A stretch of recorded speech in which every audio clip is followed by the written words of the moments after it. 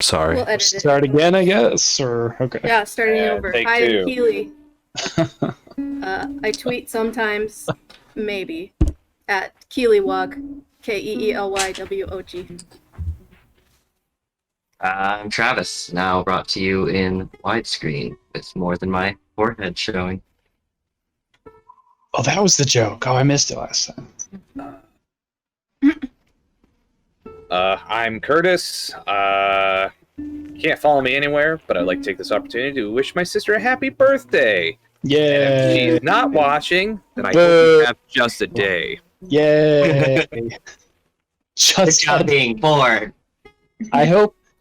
I wish you the day you deserve. Happy birthday, little That's one of my Myers. favorite. It's one of my favorite things to say. Happiest Probably of static, huh? birthdays.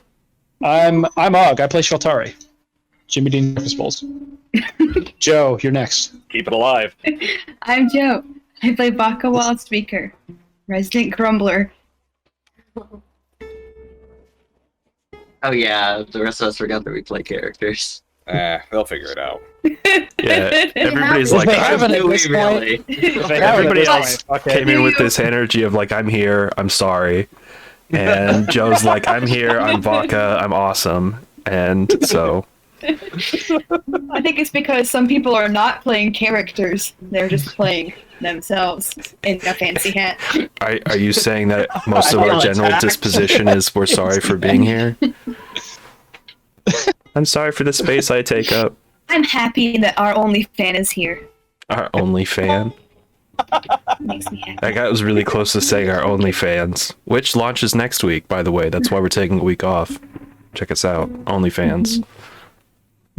Some of us need more air. I know brush on Joe's... that. It's taken a while Okay. So last to time... do it. Travis will all support you. No. It's just Okay, going to be yeah. me reading fanfic. Do it. Oh god. And maintaining eye contact So the entire many. time. So many Monty and Sheltari ships. So many. Shanti?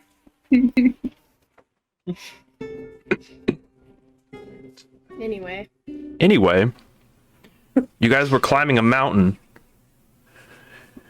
Keyword was. Right. Hold on real quick. Monterey, I think is the ship. Monterey. Oh, that's so much better. Monterey Jack. Yep, I'm subbing now. Wow. And then you, Because it's super cheesy. Oh. I'm actually gonna leave the Oh. call. Speaking of cheesy, would y'all like to hear, before we get started in our full No. adventure, Wait. a Why big even- oof that I did today? It's wholesome. Sure. So, I had a hankering for macaroni and cheese. Uh-huh. So I went to go get it.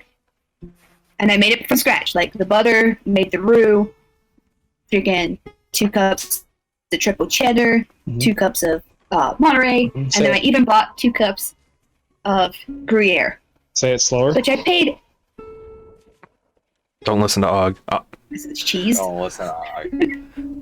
No, that's only on the OnlyFans. And I even bought Gruyere because it's expensive. And I was like, it's going to be so good. Yeah. So I made it, and then I realized that the almond milk I had used Oh no. was the vanilla kind. Oh no. And I was like, oh no. Oh. Yes. And I was like, oh no. Ta- But garlic fixes all sins, and it was delicious. Awesome. I don't believe that.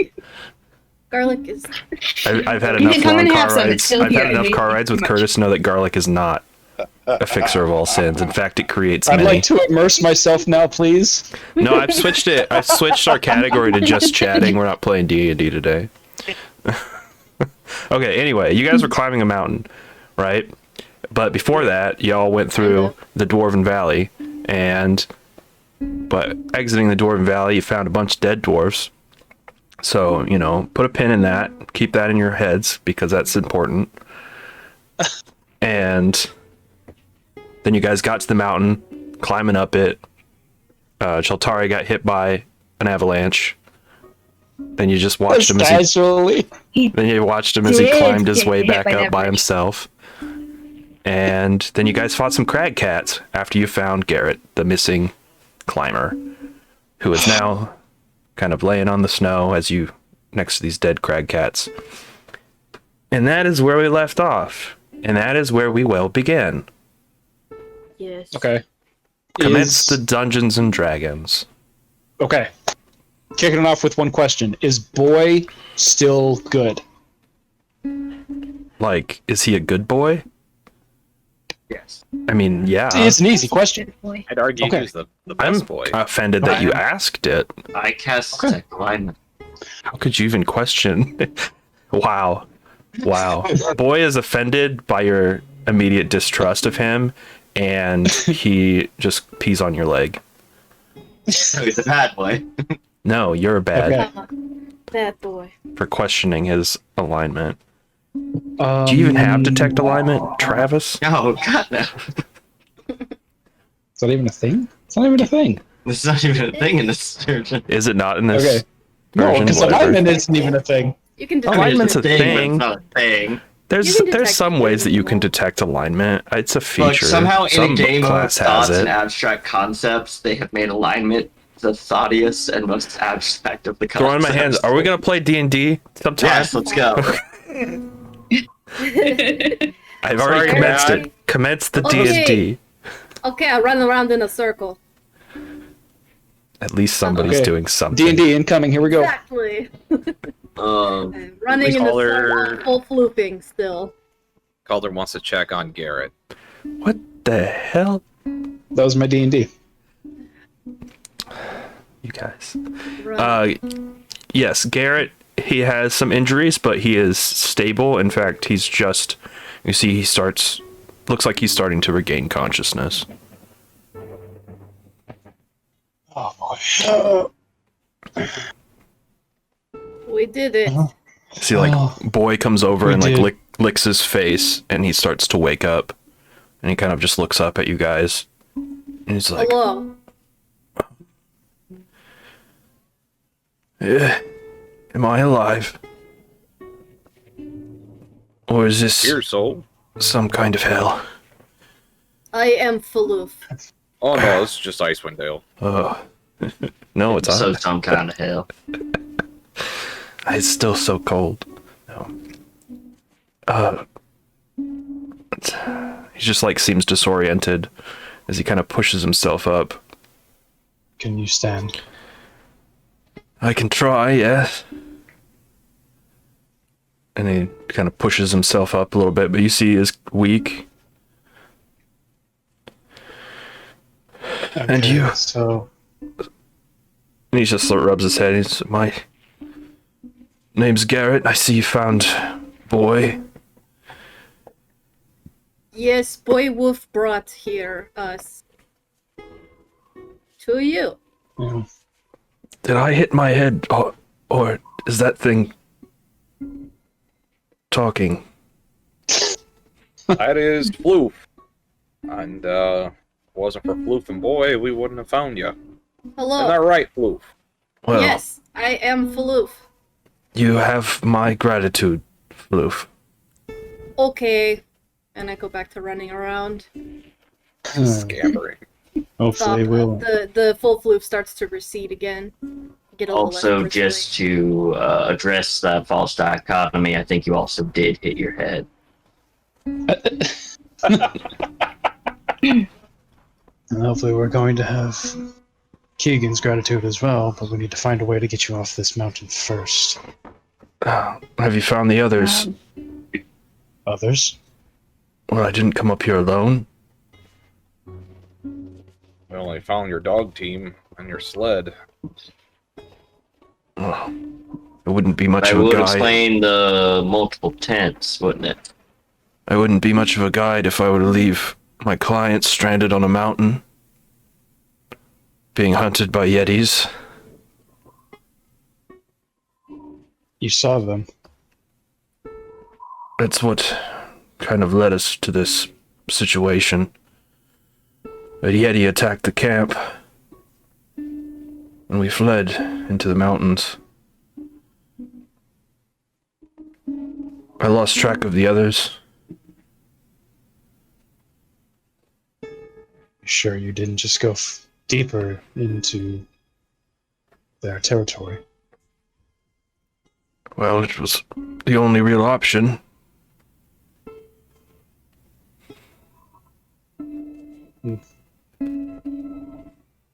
I would have suggested going back the way that you came. But that's No, not the going way to that help we us now, came is was it? the way that the Yeti approached. We only had one route of retreat, and it was into the mountain. You Trust me, I wouldn't have ran up the side of a dangerous mountain fleeing a Yeti if there were other options. Vaka will kind of stretch and approach. And is he standing? Yeah. Okay. Do you know where you got separated? If they scattered in the mountains after Yetis, you may not find them. Well, if you didn't see them on your ascent, they must be further up.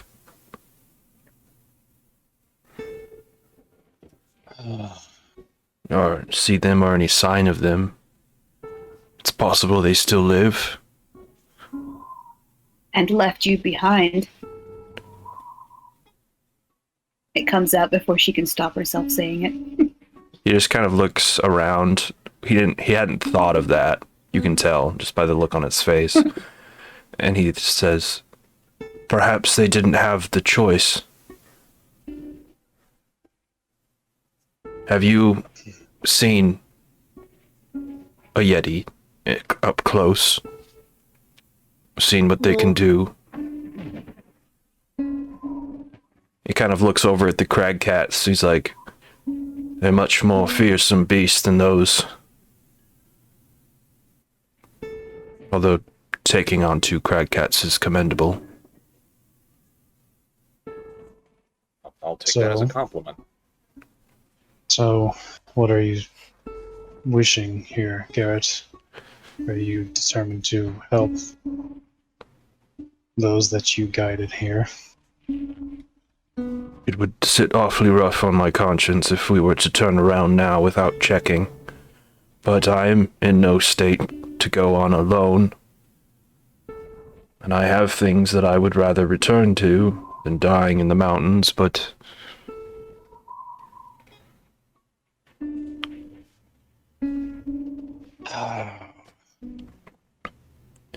he's can't There's- really there's 3 of leave you them. with a burdened conscience now, can we?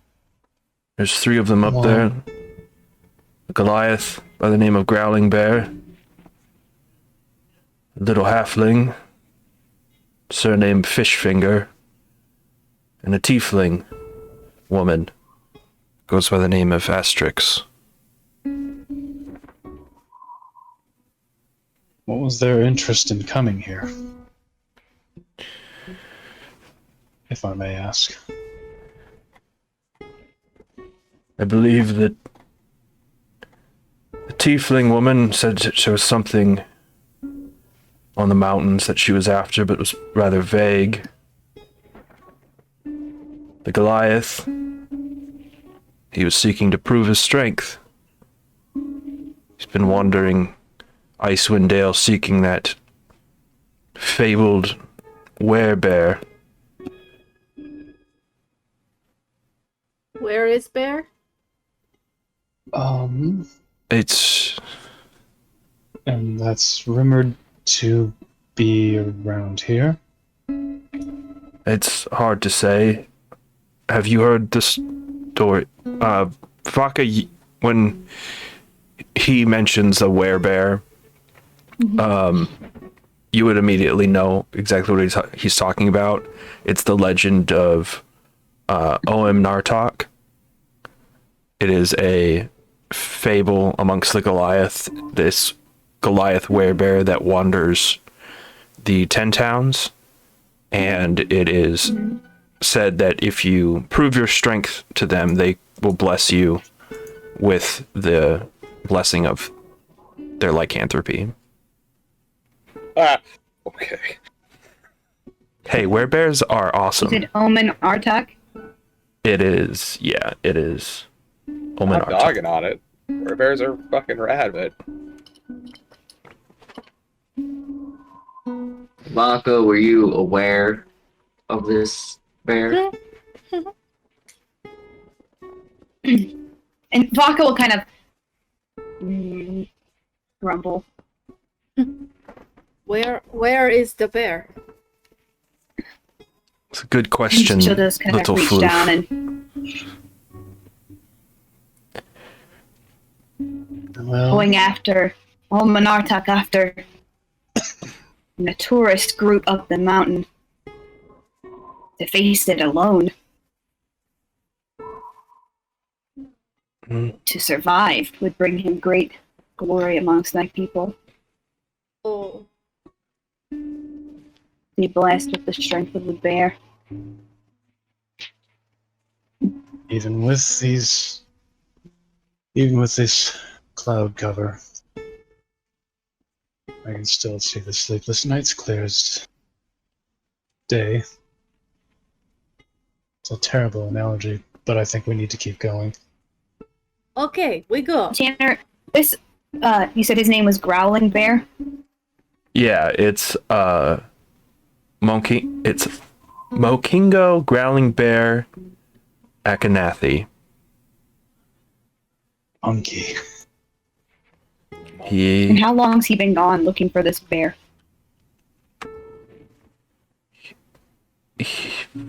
as far as Garrett, no, Garrett's only met him a couple days ago before they left for the mountain. But when you hear his full name, Akanathi, you know he's a member of your tribe or your clan. Vaka.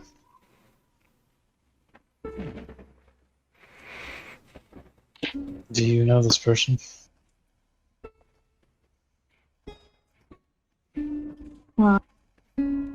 Okay, if he's so, do you have a thing for this, or you want me to make something up? You can make something up if you want. Go for it.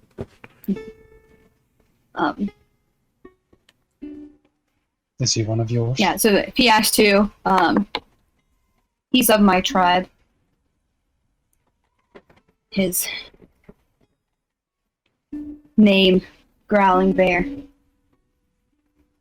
Maybe prophesizing what he's supposed to do, which would explain this chasing after this werebear. Ah, so that's why they're still up there.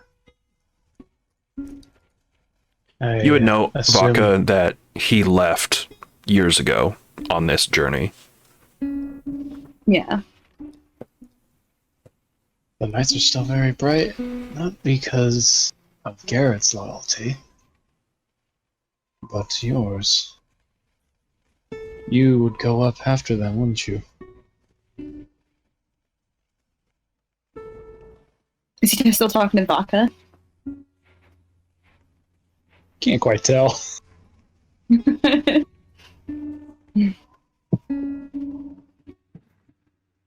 Yeah, so she'll just explain that a Goliath's feet to be given their nickname is a personal thing.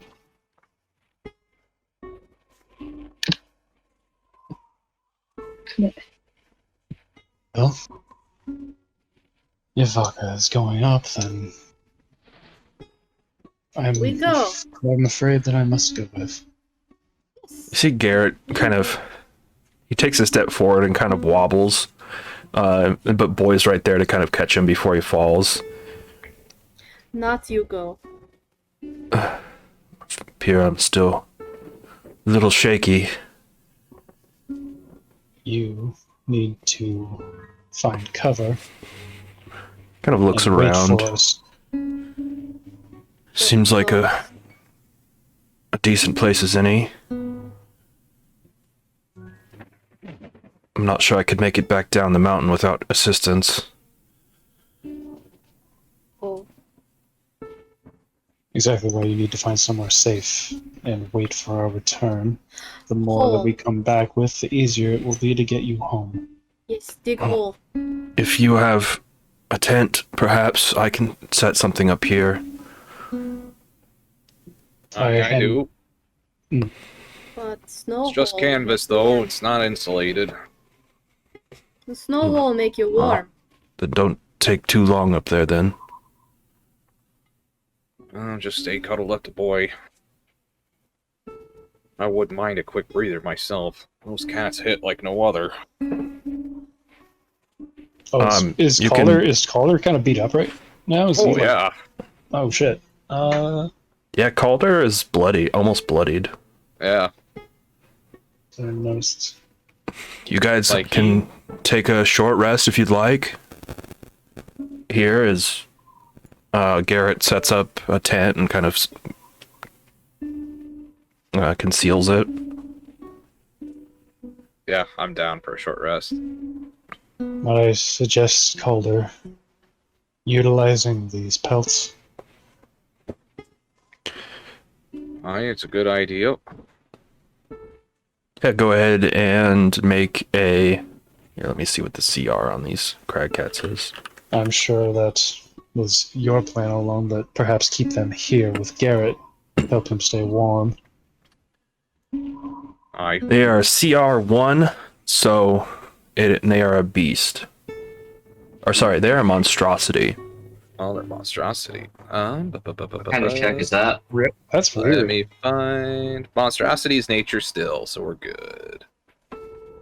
So... Oh, that's a great idea. Nothing will keep you warm like snuggling up to a couple of corpses on a mountainside. 11, Yeah, so that's that was creepy. And I'm 10. even saying that. So it's 10 plus the CR rating, so 11. So that should match it, right? Yep, that just meets the DC, so you are able to determine that you can harvest their teeth, but the most valuable thing about these crag cats is their pelt. Crag cats have a special ability called spell turning, which is kept in their pelts. And basically, if you harvest them and you find a pretty skilled leather worker, you can have armor of spell turning made. Oh. And basically what armor of spell turning does is if you're targeted with a spell that requires you to make a save, and it has to be a single target, so it can't be an area of effect spell. But if you're targeted with a spell that requires you to make a save, you make that save with advantage. If you succeed on that save, the spell is then turned to and targets the caster, as long as it's 7th level or lower.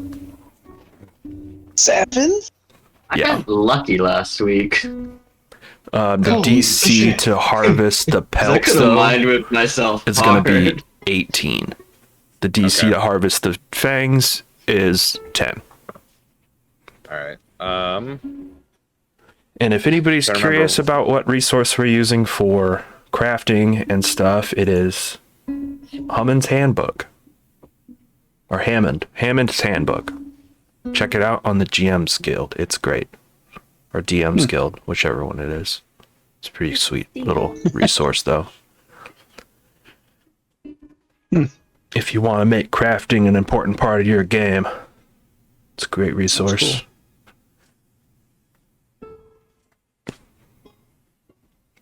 Neat. It is. Okay. That. So yeah, and well, we're just taking the rest while you are doing that then. Alright. Did we say scrimshaw tools to harvest? Probably not because he needs the rest. Yeah, it'd be scrimshaw tools to harvest, and Well- then it would be leatherworking tools to harvest the pelt. Do not have leatherwork. Can anybody aid him Or in it's that? just a. If you just have a Yes. dagger, you can do it.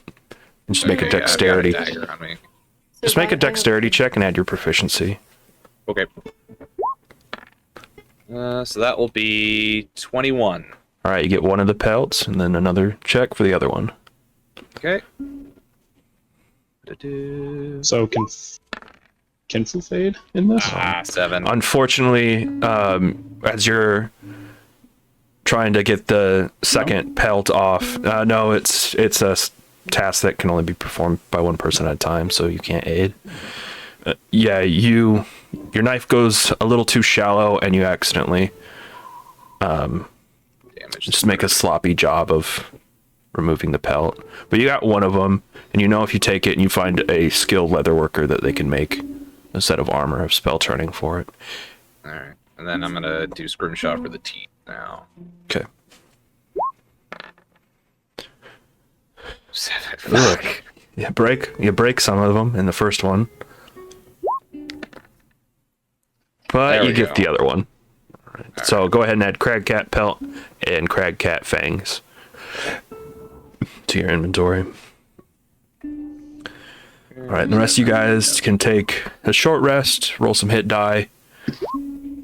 I think it was unfortunate that the person that needed the short rest spent their time doing that. Oh, I mean, We can Calder can still still get a rest short rest. And Yeah. it only takes Can he? it only takes a few minutes to harvest. Oh. Then never mind. Instead of an This is hour, you're good. there for an hour and a half. Like, Yeah. I don't know. It's important. We're losing daylight. Oh. Oh, that is perfect for me. yeah. As you guys are kind of sitting around resting, like just repairing your equipment or like, maintaining it, Garrett kind of goes over between some of those rocks and kind of sets up Calder's tent, and he uses some snow and to kind of conceal it. And him and Boy climb in.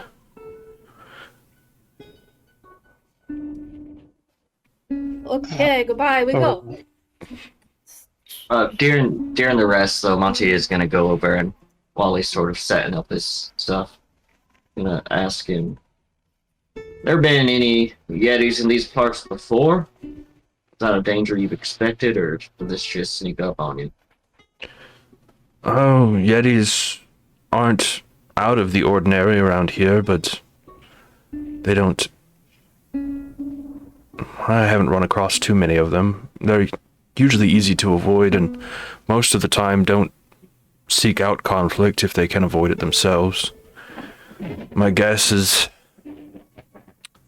they're either very hungry or there's a young one around,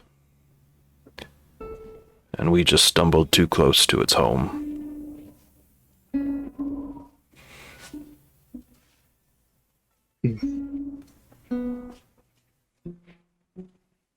Good to know.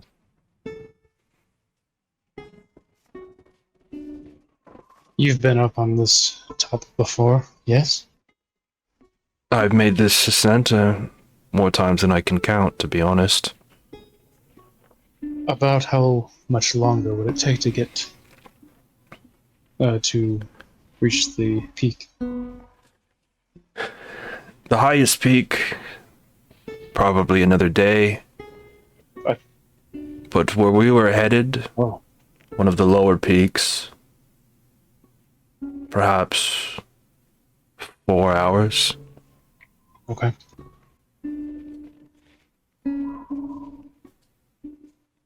All right. Well, then I suppose we better make our way up. Yes, okay. All right, about done here. He'll bring the freshly skinned Cragcat pelt over to Garrett. Be like, if you need to use this for warmth, go right ahead. And I'll be collecting it when we get you down the mountain. He's like, oh, bit sticky. He just like sets it in the tent next to him. He's like, but I appreciate it. Let's turn it inside out. All right. Yeah.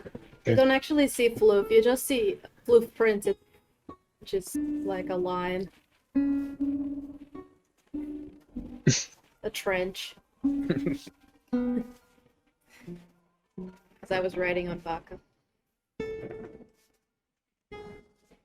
Garrett will also tell you is like the the path ahead is difficult. It will be a challenge. Difficult in what sense? It becomes quite narrow and quite vertical in points.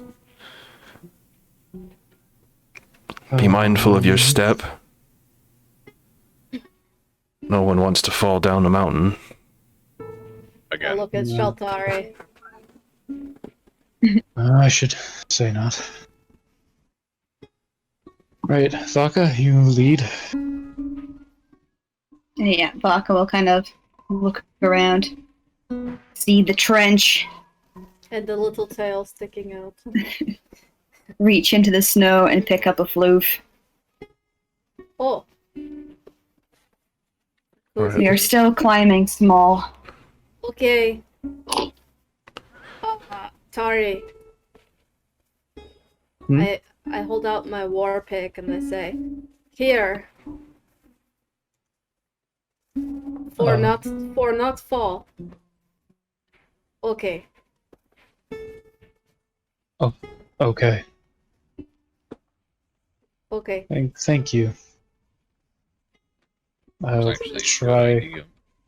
I'll try to use it as best as I can.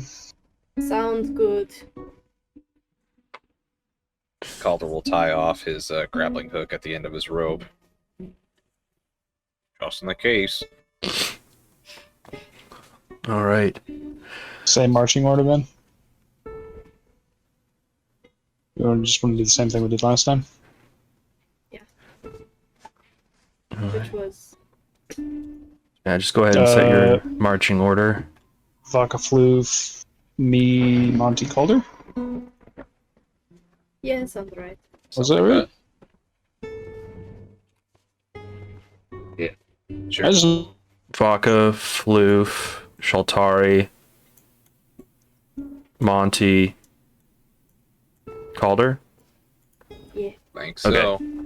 All right. So you guys leave this small little crag where Garrett is kind of camped out and head up the mountain.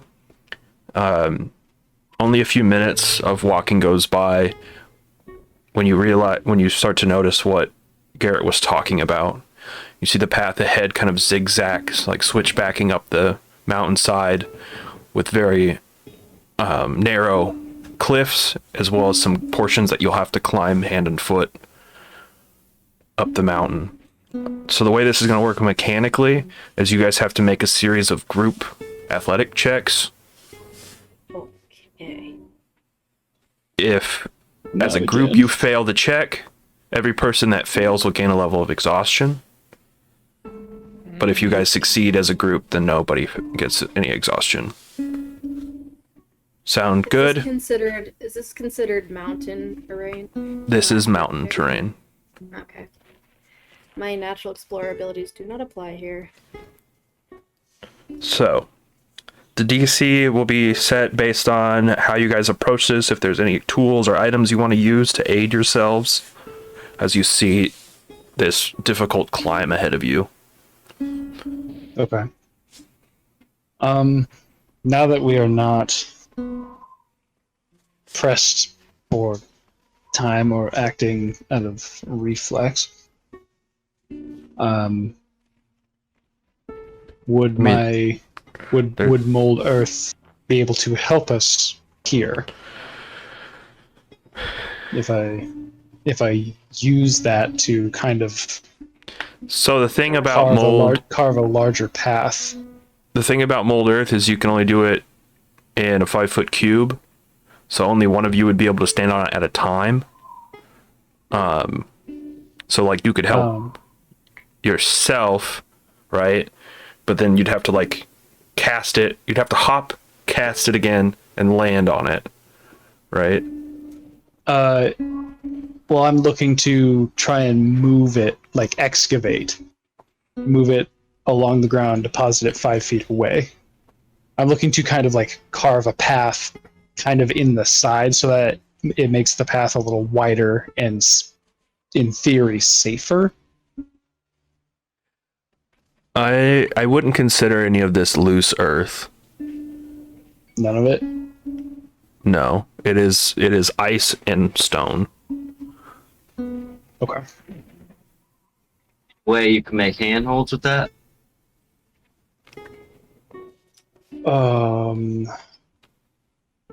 Jars, stone jars on the ground.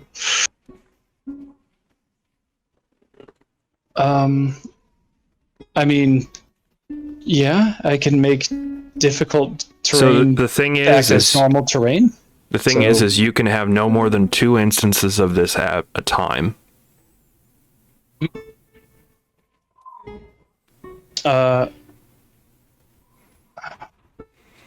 It says if you cast a spell multiple times, you can have no more than 2 of the non-instantaneous effects active at a time. Non-instantaneous. And since it is not loose soil, you cannot instantaneously excavate it. Okay. Okay. Monty's gonna pull out his own set of pythons and he's just gonna be like, it's kind of like going down in the mines, but assume if I just do everything backwards, I'll be good, right? Well, you gotta go back up sometimes too, don't you? Yeah, but typically when you go up, it's already been done on the way down. Okay. Yeah, Monty will be using that to assist himself with any climbing. Calder will use his grappling hook. I have pittance also. Yeah, I mean, yeah, we all have Something to help aid the climb. something. Yeah, like I've got a Dungeoneer's pack, and that has like rope and pittance and like some climbing stuff. So, All right. Does this count as difficult terrain? Like, is that impacting or impeding us in any way? I mean, yeah, it would count as difficult terrain. Okay. Could I ignore that? Did we come to a discussion or a conclusion on that? If this is kind of a narrow peak, there wouldn't be a whole lot of space for snow to build up, or I mean, can I it'd not be use the this? thing is you're not walking, you're climbing. So you could ignore it if you had a climb speed. I see. You can move across difficult terrain. Unless you're like a horse from Skyrim who can just like walk up a mountainside. Oh, I think I'm hoping Earthwalk is maybe just a name, but I guess I don't know what moving across something counts as. Okay. This is coming from your Earth Ganassi, Yeah. right? Yeah. I just don't want to get fall off a mountain again, you guys. Well, does climbing count as terrain crossing? Because I thought those were separate things. And like, Yeah, I mean, you're not walking across it like this. You would ignore this if you were like walking across it as far as like battle. Like if we're in Okay. combat, and you would ignore that kind of difficult terrain. Yeah. But I was just like hoping it would impact the DC you see at all. You see Sheltari just like magnet foot, and just starts walking up the side of the mountain. He's like, that's what we need to get him right there. all right. So yeah, okay. So you guys all have some kind of climbing equipment. So go ahead and let's get a group athletic check, please. Okay. We're doing terrific. Starting strong. Okay, and what's the one that we pick for that? Okay, athletics. Yeah. Don't worry, I help. That'd be great. Is this like a falling, like, is this like a very steep, like if we fall, yeah, it's bad news, right? Like this is fucked if we fall. I mean, if you fell, then yeah. What Okay. this is more likely, what is more happening is like there are various levels kind of switchbacking back and forth where you're moving between walking along very narrow cliffs and actually climbing. And it's you guys meticulously kind of making your path up. So once you get like a handhold that's not going to work, then you guys are kind of like shifting over. And So this is more the amount of time it's taking you to get up here, and how much time you're gonna have to spend looking for the right path. Failure is exhaustion. Like if you fail super hard, like if the whole group fails, like every single one of you fails, then we can talk about like more drastic consequences. But like this is just, if you fail the check, you guys are gonna spend an hour kind of just trying to get up this mountain, I imagine and I'm then you'll kind of in the suffer exhaustion. because I'm very light. But anyway, we have a 1, a 23, a 19, an 11, and an 11. All right. So, yeah, you guys spend about an hour working your way up this mountain, and you're able to make some decent progress. And you're about a third of the way up when you come to a nice kind of cliffside where you guys can catch your breath for a second as you map out your next climb. Okay, this way, and then this one, and then maybe can jump to that thing.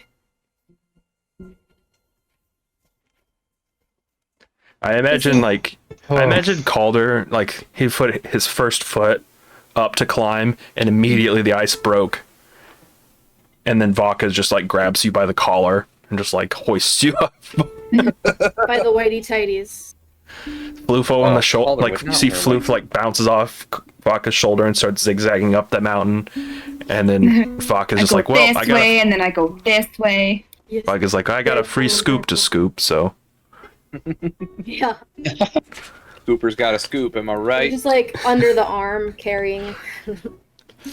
Calder's like, oh, okay then. Is this how we're doing it? It's just my life now. Butt up, you know. All right, but yeah, so you're just gonna have to make. You succeeded that one. You have to make another one Here to we continue your way. go. 10 There we go.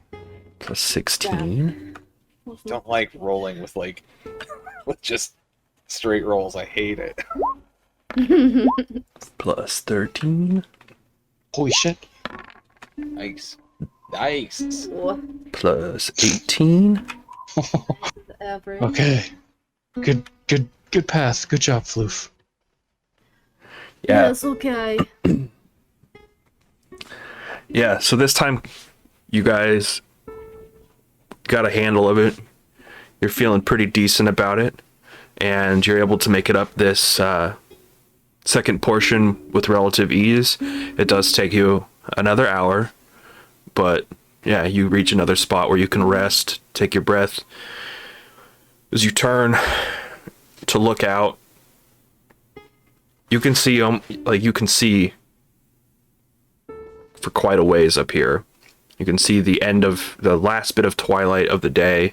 It's kind of receding, and you guys look back south and you can see the 10 towns. Oh, Beautiful, isn't it? look! Wow. What is it? Can we see the third of the world from up here, or is it too far away? Yeah, you can actually. You can see the mountains Yeah. off in the distance. They are, so the throat of the world, or the spine of the world. Spine of the world. I know, sorry. Skyrim. So the spine of the world is about 20 miles from you. You guys are up high enough where you can just kind of see it on the horizon. With the last of the twilight here, that's where the majority of the light is coming from, is that southern ridge. So yeah, you can see the spine of the world. The map of Calvin's Cairn doesn't really do justice to the size of Calvin's Cairn. It is a massive mountain just by itself. The closest town to you is Carrick-Konig, about 5 miles from where you're at, and you can see the torchlights from the city from kind of glowing. The farthest of the 10 town, or the town that you left, Bryn Shander is about 15 miles away. So you can see most of the 10 towns from this Wow. vantage. Yeah, so these are all like a lot closer together than I thought they were. Yeah, I mean, from east to west, the 10 towns are only less than 20 miles apart. Huh. North to south, 15 miles. Cool. And What is Calvin's Cairn just dwarf, like it's this massive thing that you can pretty much see from all of the 10 towns. Really gives you a perspective, doesn't it? Sorry. What is it? All that. Well, that, and I point to the Lonely Wood. Yep, you can see it. That yeah, and is- Calvin's Cairn is on the northern tip of all this, so pretty much everything. And you guys are on the southern ridge, so Yeah. everything that you guys have been, everywhere you've been, you could probably point it to it. Yeah. That is your home. I don't have.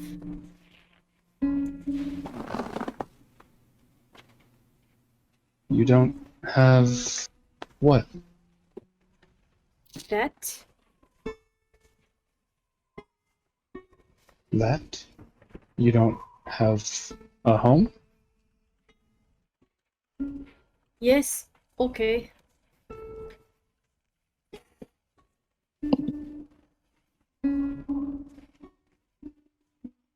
Where were you before Vaka found you?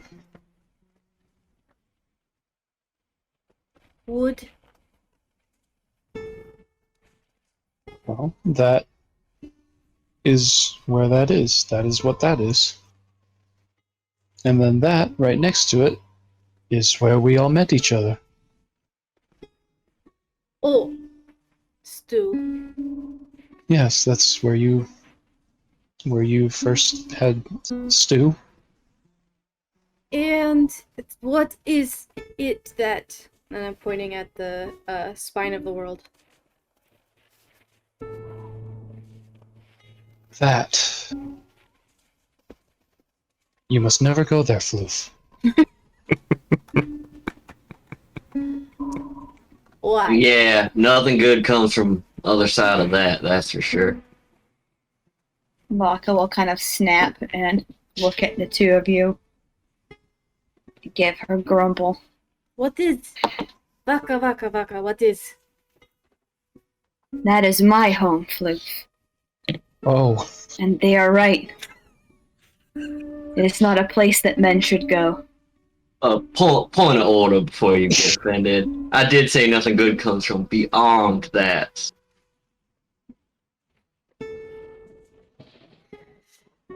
I see my joke was ill-timed. I'm sorry. Fuck. Like, Vaka wants to be very grumbly, but this is the closest that she's been to being able to see the spine of the world for almost a year. You see, Floof is looking at over everything, and then looks over at the spine of the world, and then turns around and climbs up onto Vaka's head, and looks up very hard at the rest of the mountain, and then says, "If we go to the top, maybe we find the sun." Would be And, like, nice. yeah, and Vaka will reach her hand up and, like, stroke Floof like they're a hat. I hope you're right, Floof. Yes, and we take some to keep. And that will kind of just make Vaka smile. But before we indulge in any more, we'll call it speculation. We need to find our quarry, yes? And do I see any tracks, or have I seen any tracks as we are going up this trail, this path? Make a survival check. Caller will assist. Calder, have you seen anything? Well, let's see. 21. Oh, okay, yeah. So Oh. 20, yeah. So kind of looking at the mountain face, kind of this path that you guys are getting ready to climb, you can see some wear and tear. It looks like this is a path that has been taken numerous times. But you do see what looks like some recent tracks.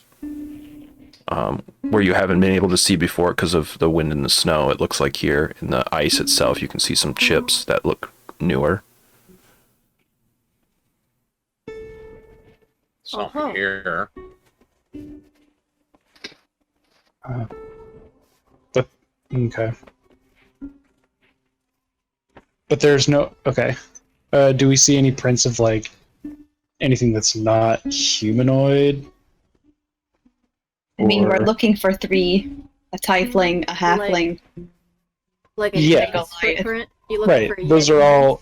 all those are all humanoid. Those are all like footprints. I'm asking like do we see like paw prints or something No. else prints? No. Okay. Or a Bigfoot. Okay. Well, I guess If we look down the mountainside, do we see any more mountain goats? Make a perception check.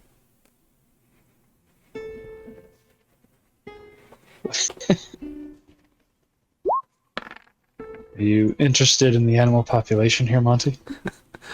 In the that should be with disadvantage because it's Yeah, it's Dark. snowy. Oh. The goats Right. here would be very fluffy, Yeah. would they? you see a couple moving further down the mountainside.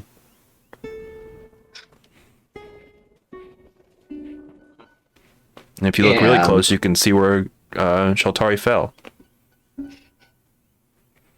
I mean, I'm fascinated by the mountain goats. I think that should come to a surprise to anyone. I get your joke. Really? The mountain goats, the musical group. Mhm. All right, are you guys ready to climb the Yeah. last portion of this? Yeah, go! I believe so. with renewed vigor. Yeah. Like, I think I Oh, exhausted everybody with that joke. Holy shit! All right, my turn. Here we go. Okay, nat 20, nat 20, nat No 20. pressure, no pressure, Wow. no pressure. Oh! Oh my god. Bracket. Too bad. Oh!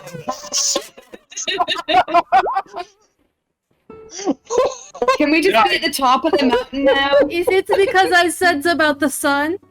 So with a group check of 99, Doof balloons. you guys get an average of 20 for a DC of 13.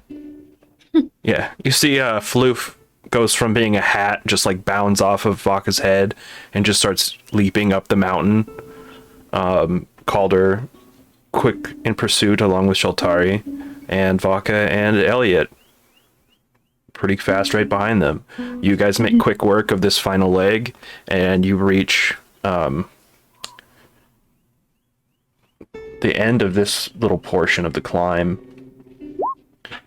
And as you pull yourselves up onto this ledge, you look ahead and you see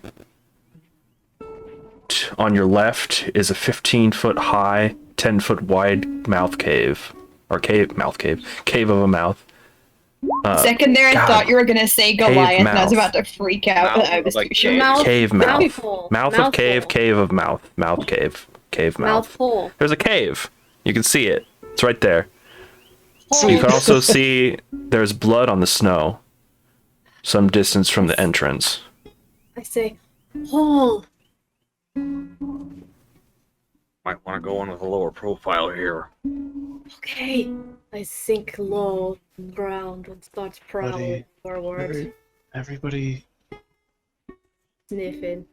you see Sheltar. You're just kind of focus on the cave and then suddenly just kind of like drifts off and like looks up. Everybody come close. And keeping his eye on the sky, he puts his hands down on the ground, and you just feel like this very slight shifting underneath all of your feet. I jump straight up. And it all and suddenly like all of your footsteps kind of feel like you're almost like you're walking on sand as I use merge with stone, which is, now that I realize you is just a title. I cast Pass Without a Trace. Oh. I realize that's just the ability that gives me that ability. So we're quiet. So we are quiet. I'm looking at the palms of my hands. See what happened. I'm just gonna sneak closer and take a look at the blood stain in the snow. Yeah. So as you approach, it's 19. Yeah. So as you approach the entrance of this cave, as you get closer to the blood on the snow, you lean down. Can you go ahead and make a medicine or survival? Oh, 22.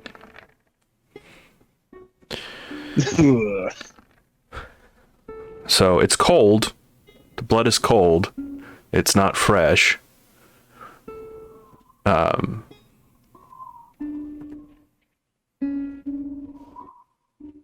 Okay. Well, it ain't fresh. I'm just gonna start creeping forward in the cave. Sure. Floof, as you start inching into the cave, you can see this cave is about 20 feet high. Not that numbers mean anything to Floof. It has a concave roof. Most of the floor has fallen away, forming a chasm. All that's left of the floor is a rocky ledge that kind of stretches over the center of this chasm. And then you can also see to your left is a 1 foot thick sheet of ice that spans the southern part of this chasm. And then you can see where both of this ice kind of bridge and this stone bridge lead. You can see more branches of this cave kind of reaching backwards. So the ice, it looks maybe unnatural, like a person-made bridge of some kind, perhaps?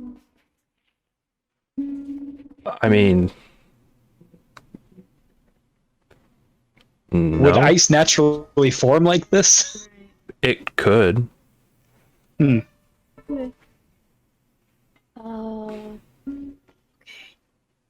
It just looks so along the southern edge of this chasm, up against the wall of the chasm, and connecting two portions of the kind of the ground on either side is just this icy shelf that's kind of protruding out.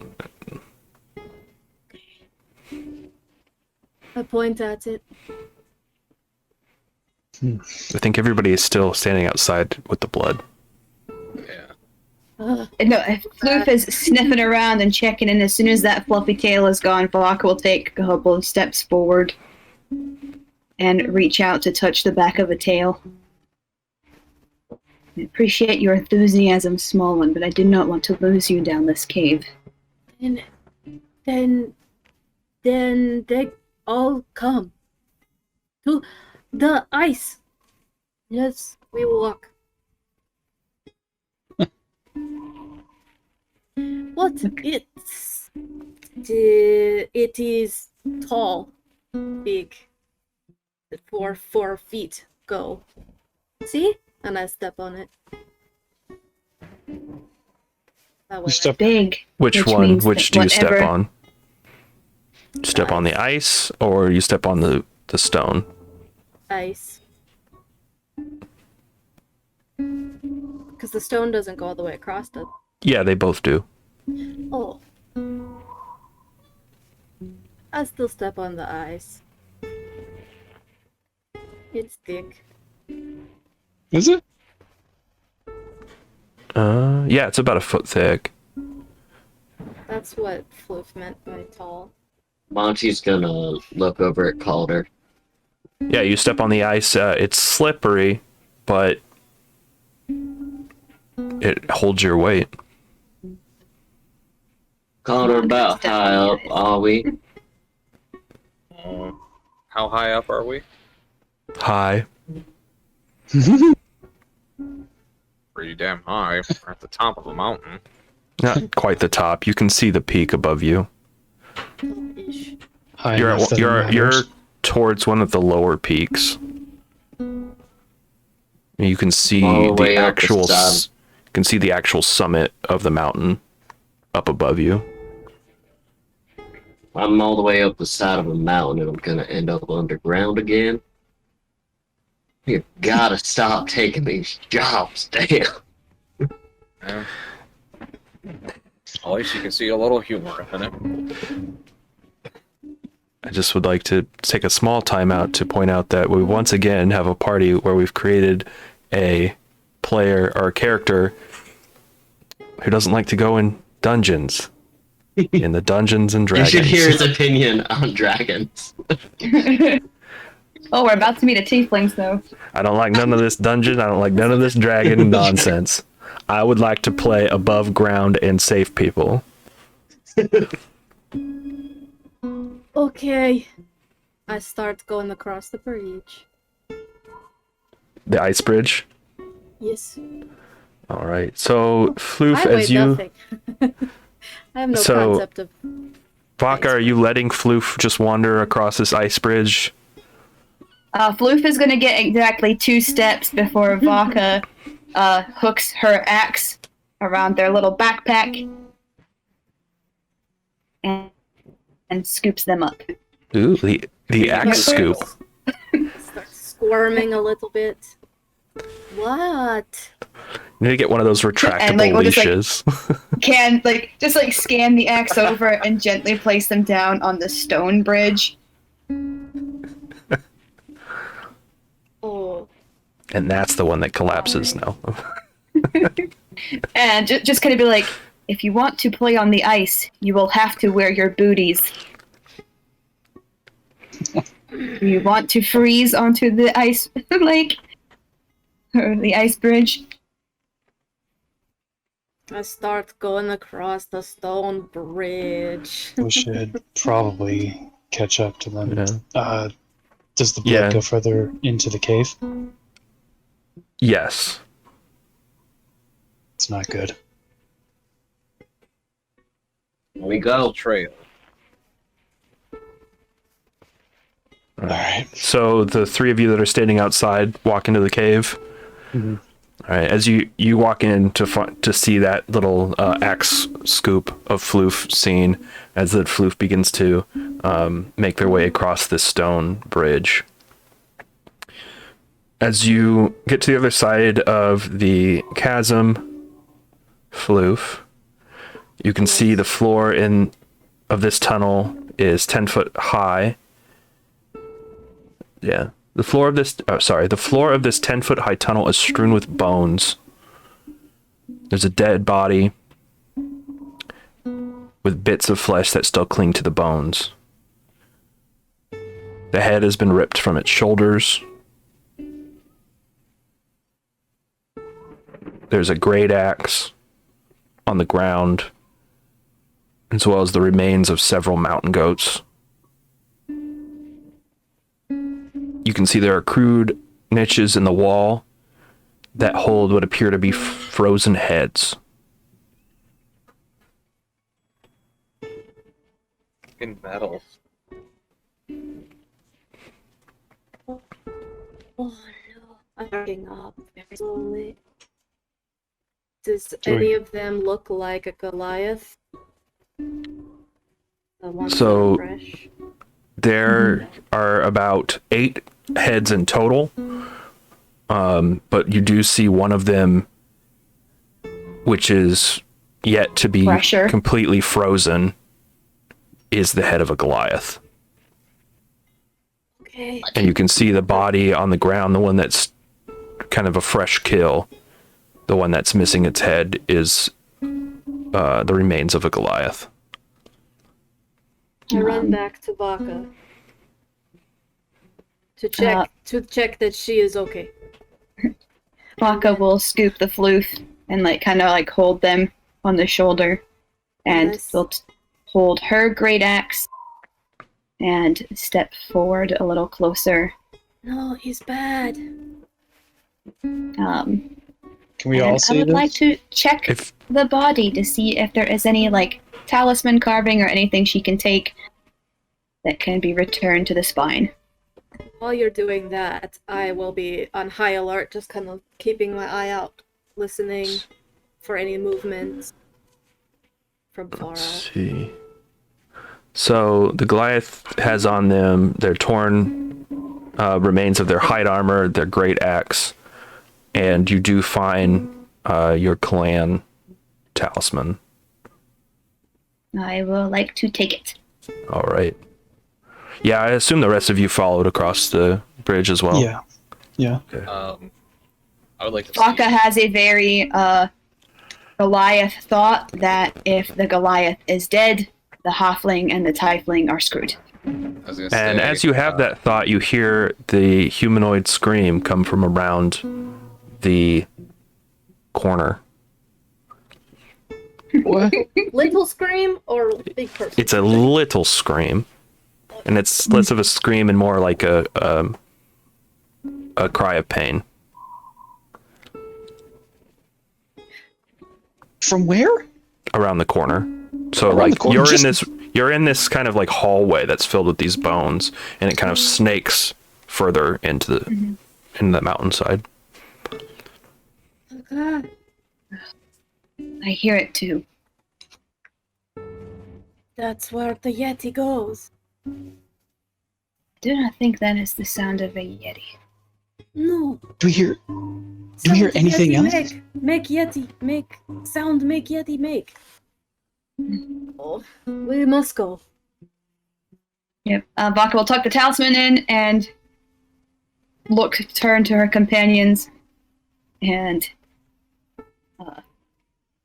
continue around the corner. Do we Alright. hear anything else other than the screaming? It was just one yell of pain. Go to the back. Oh, Oh no, we're having our connection is just going tanking. It looks like it's back up though. So Monty's standing there over the corpse of a Goliath in a cave, hearing a scream, and he's just 1,000 yards staring down at it, like he's in a hole of a place. Monty. Hey, Monty. Yeah. Monty. We gotta go. We have to go. We have to keep going. Yeah, I like. yeah. We have got to keep going. I'm like behind Monty, like kind of like gently, kind of just ushering. Yeah, he like tears his like vision away with some effort and just makes his way towards that sound after Vodka. Can I get everyone, I guess Floof and Vodka were kind of distracted, but can I get Chaltari and Calder to make an insight check on Monty, please? Oh, interesting. Yeah, I'm still creeping forward. 13 and 10. Really? So both of you guys have seen Monty. You've seen him witness dead bodies before, with a lot more. I don't know how you'd say it. Without care. Yeah, carefree, like less bothered. Laissez-faire. Yeah, laissez-faire kind of encountering of corpses. This is the first time you've seen him really freeze up in front of a dead body. But as you kind of push him, Shaltari, you see he kind of breaks out of it, as you guys follow Vodka, as Vodka kind of... Are you stealthing Vodka when you turn this corner? Oh yeah, I would be now that I this am. is... All right, go ahead and roll Also. stealth then. I think we're all going. No. Do you still have Pass Without a Trace? Yeah. Okay. Okay, 22. We're sticking Okay. together. What does None of Pass this- Without a Trace do? You just do you add want us to 10. re-roll, Tanner? No, you're fine. I just want to make sure that they're joining in the stealth. 17. Okay, you guys are good. Before I call Sorry, the quick board- question. Chaltari never rolled stealth. Okay. Sorry, Sounds never bathroom right. break. So, I guess yeah, it wouldn't even matter because Vodka doesn't notice because she's up front.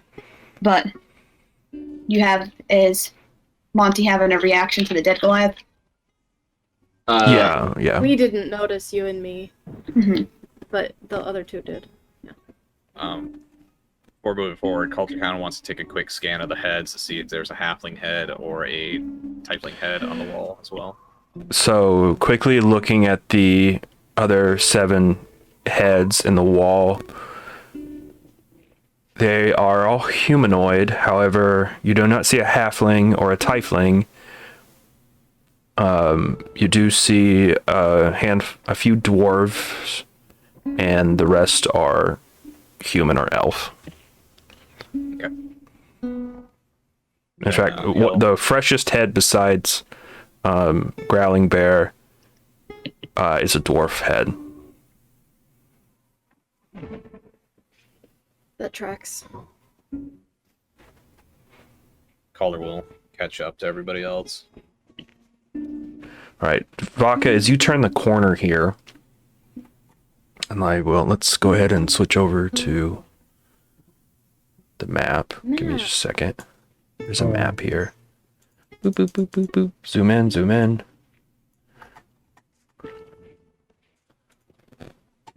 Roll 20 maps.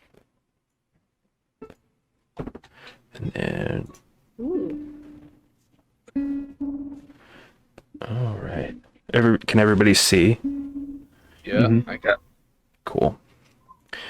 All right, Vodka. So as you turn the corner here,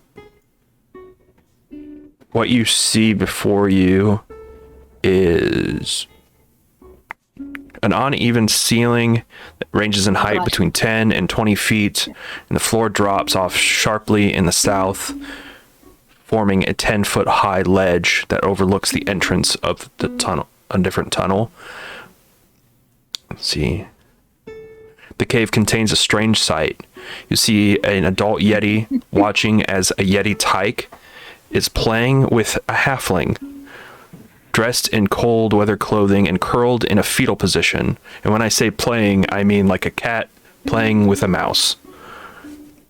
God, and there is a Yeti watching this happen. Yeah, there's an adult Yeti watching this happen. If you take a step further, you can see it there.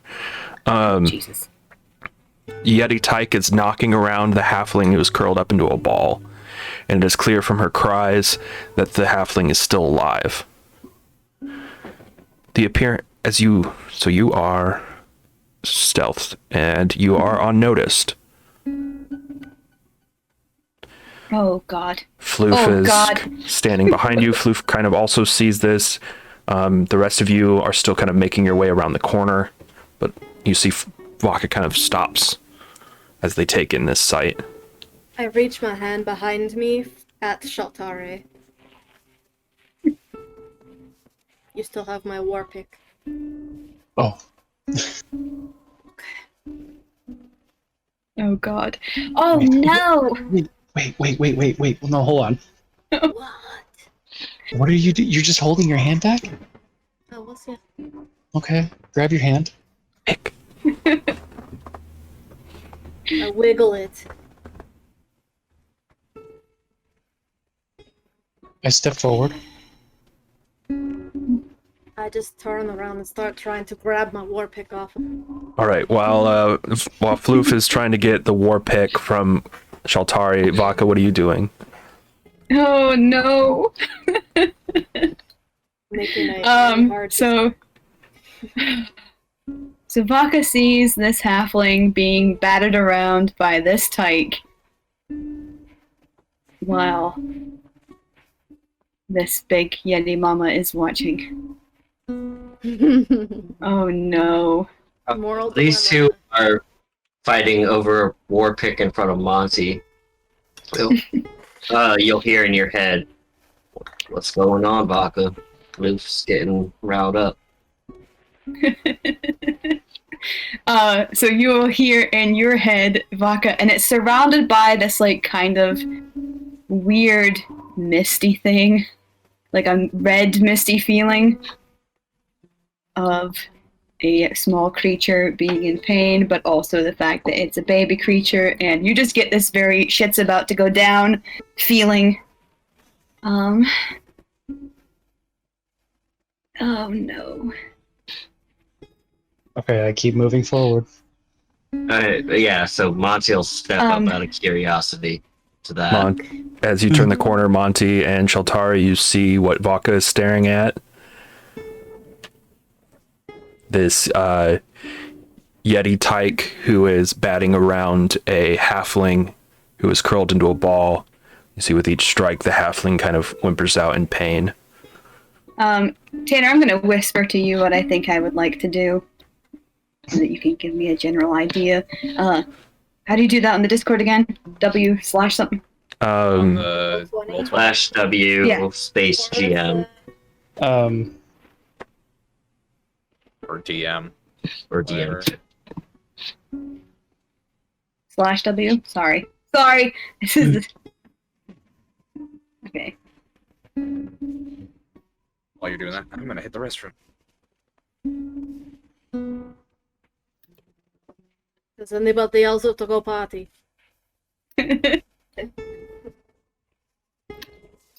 No, but I need a drink, damn it.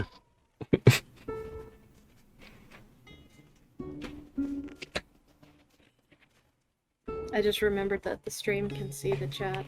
The stream can, yeah.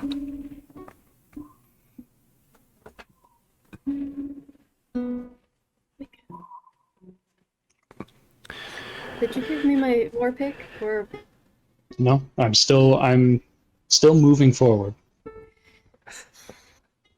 I mean, yeah, you could do that. Jesus. It's D&D. I'm just You could do whatever you want. Kind of. That's Okay, totally then. within the realm of things that you can do. I'm still making grabby hands. We'll wait for Curtis and to get back, though. Mr. Potty Break. Yep. I wanna know. I just don't know what kind of role that would be, or Oh wait, in this episode brought to you by Pokeballs, a much healthier alternative to What kind of Pokemon Jimmy is Dean's that? breakfast bowls. All right, so I'm distractedly Calder, trying to get as my you get war back pick from on. your potty break, you guys see Vaka just sprints into the room, and Well, you I'm see doing she this. goes up to this halfling that's balled up on the ground and kind of scoops it and lobs it like a bowling ball into the corner of this cave.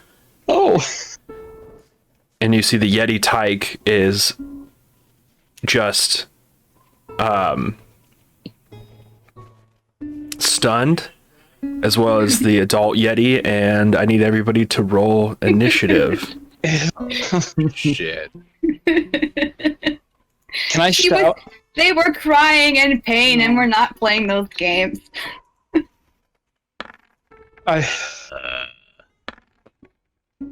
Who's gonna rush in today? We could also just like try to get out without killing. I know, as I said it, I feel like we're not gonna do that. He's an option.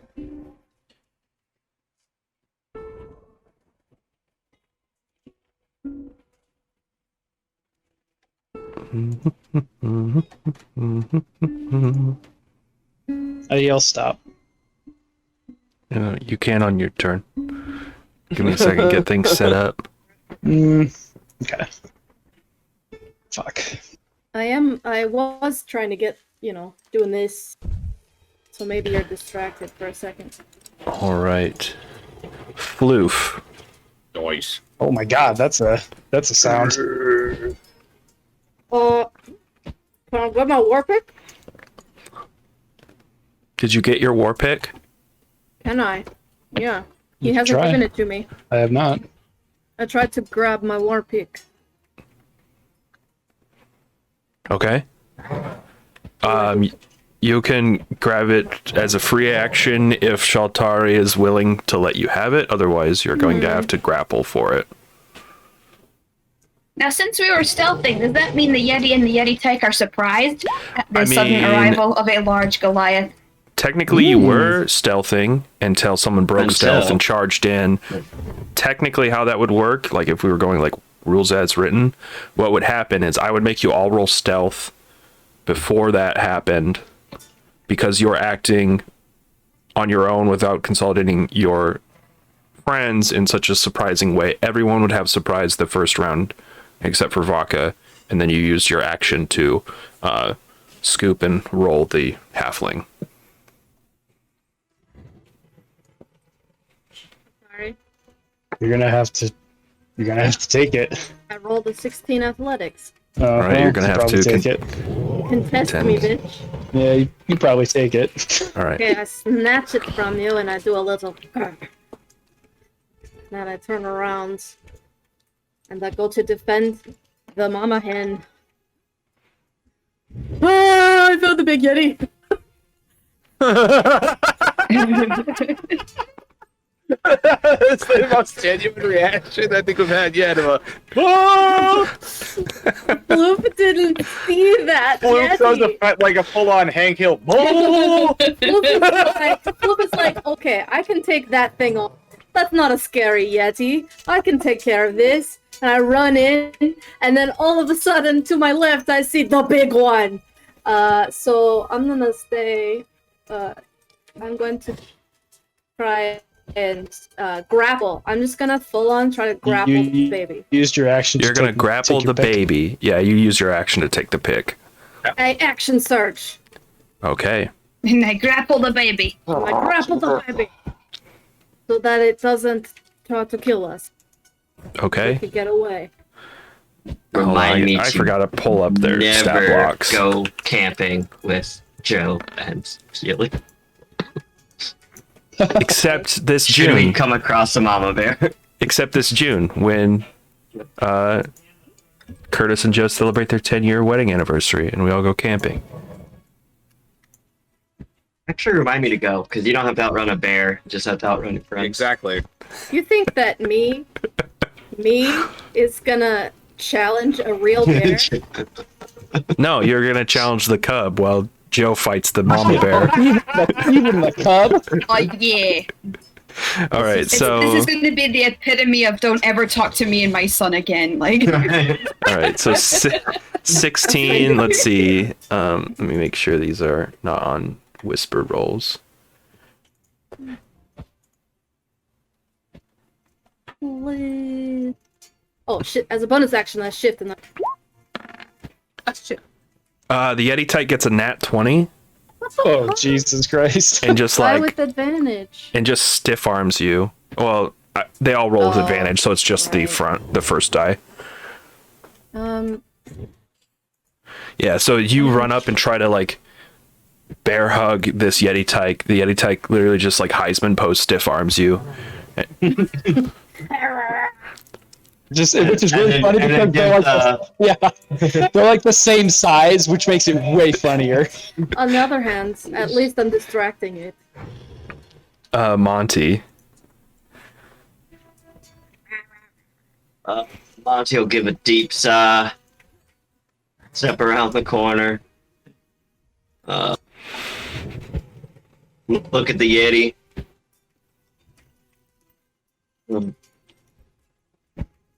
And he just starts cussing underneath his breath.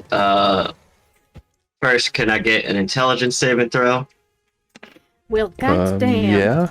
Yeah. from the Yeti Mama? The Yeti Mama gets a 16.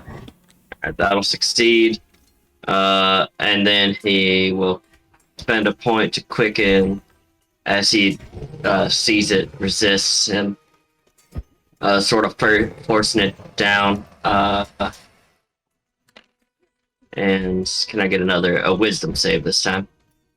Sure. A wisdom save is a 13.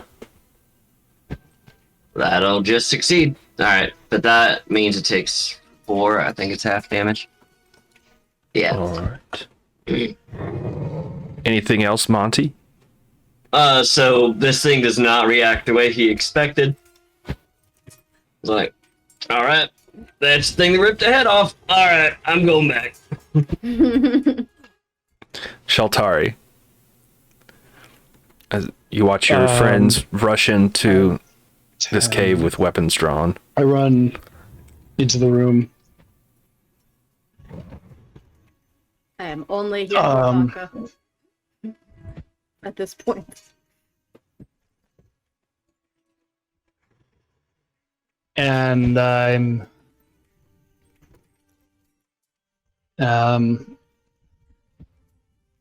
oops, no Jesus.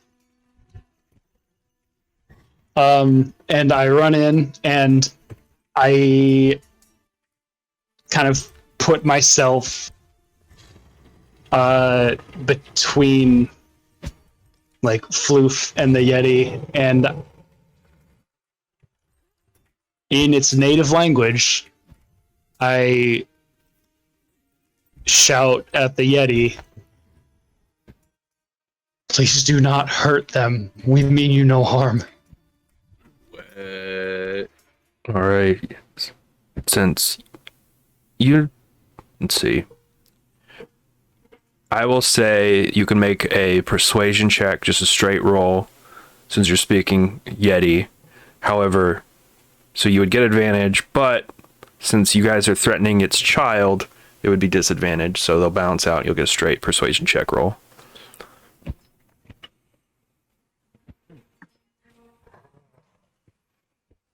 Right. And I again, I'm just trying to put myself between Floof. And I turn to Floof and Vodka and shout at you guys, "Do not hurt them. Do you understand me?"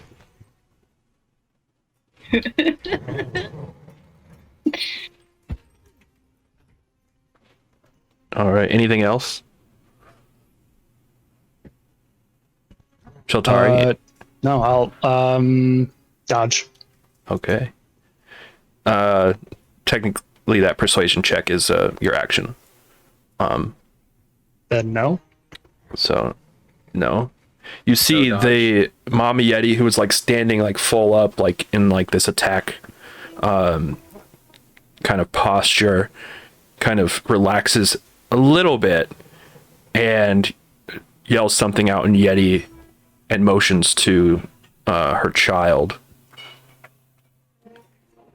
And then you see the Yeti tyke looking at these 3 people that kind of rushed in around it, looks terrified, and it's going to disengage and scamper behind its parent, and then climbs up onto its back.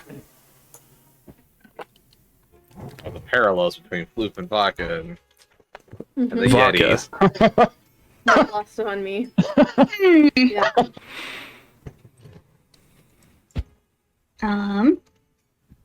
About to mirror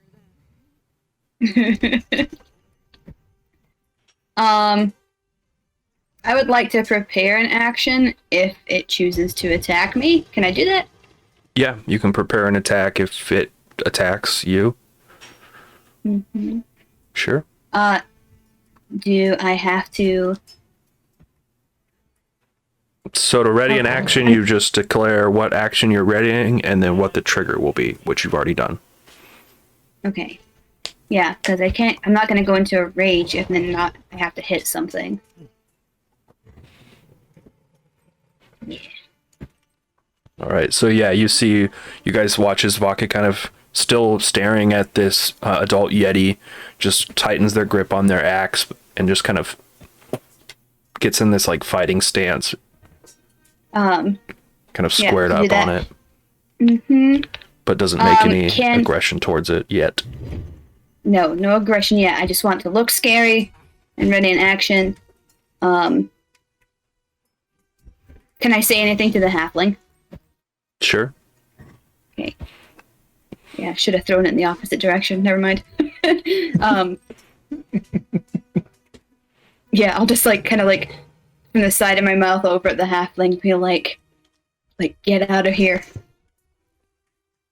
Okay. Trying to encourage it to move behind us and out the cave. All right, Calder. Calder's gonna just be like, what the fuck is going on? To Monty.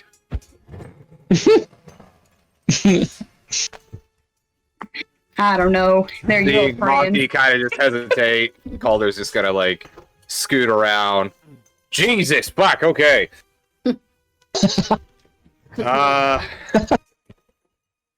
Calder's not gonna quite knock an arrow.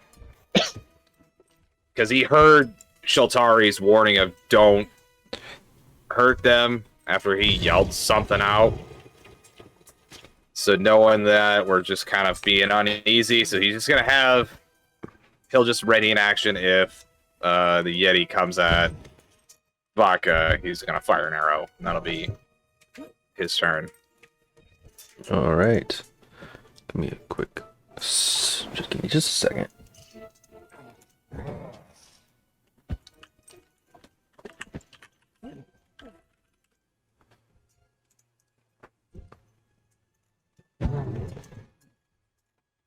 Sounded mama.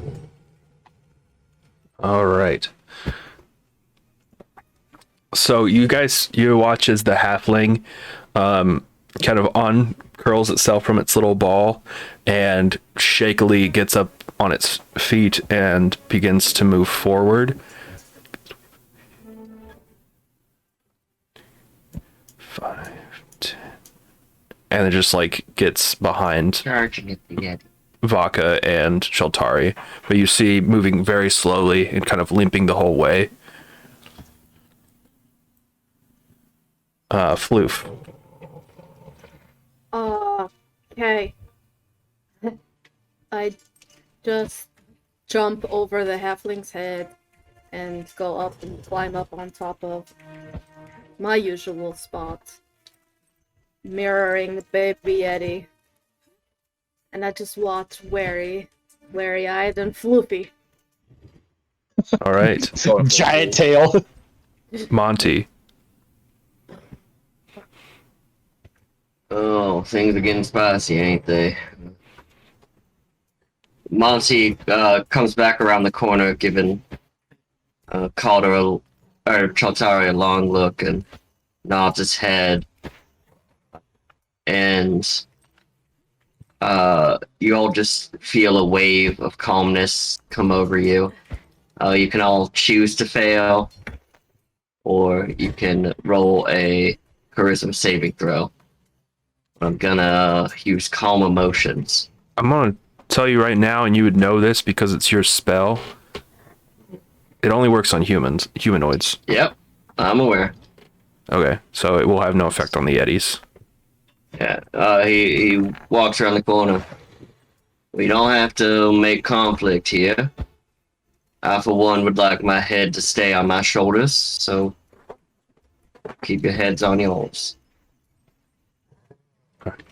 It is charisma. It's food out here. Okay, watch me fail that. You guys can choose to succeed if you want to chill. Well, You can would choose to that be fail. in character. You can choose to fail. You can choose to Yeah. fail if you want to the effects of this to hit you. You know But what if it you are is? resisting it, then you roll a save. Floof hears or feels that little tingle, like, oh, take a deep breath. But then there's something that seems to be nagging at them. They sort of touch their heart, and they stay floofy and growly. Vodka, are you choosing to fail? And be calm. and be calmed. Oh, he's actually going to calm us? Yeah. So basically what happens is this like Cancel spell. this calming energy radiates out of Monty. Everybody within 20-foot radius of where he cast it. If they fail the save, charmed or frightened effects are suppressed, as well as animosity or hostility towards others. Ooh, that fuck up my ability to rage. It definitely would. Then I gotta try and not fail it. Oh, poop. Where's my charisma? Moved. No bio. Monty comes around and it's like, everybody calm down, and everybody's like, fuck you, Monty. Fuck you. That's exactly what happened. Oh, too. So everybody just grabs their cry and be like, calm this. Let's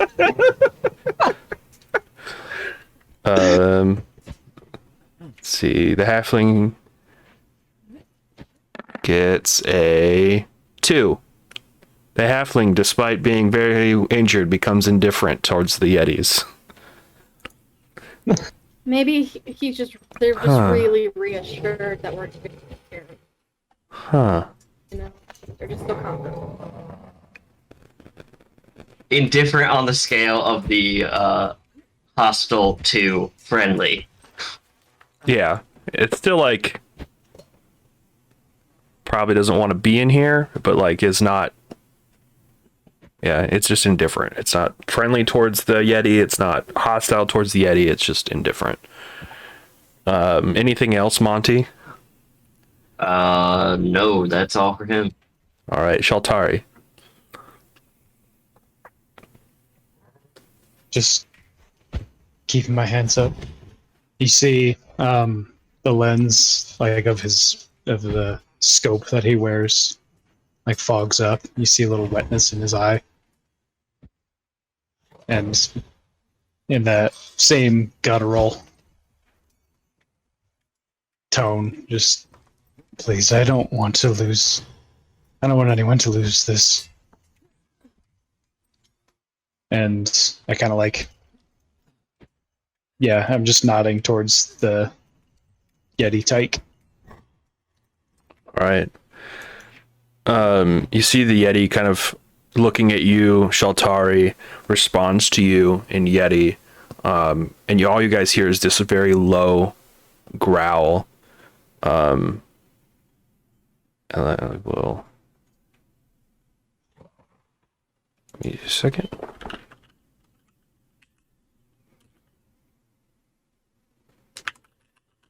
Please tell me Syrinscape has Yeti sounds, and that is what is happening right now. Oh, jeez. Yes. And I just whispered you, Shaltari, what the Yeti says to you. And at that, you see the Yeti kind of turns and climbs up this 10-foot ridge and back up into this corner.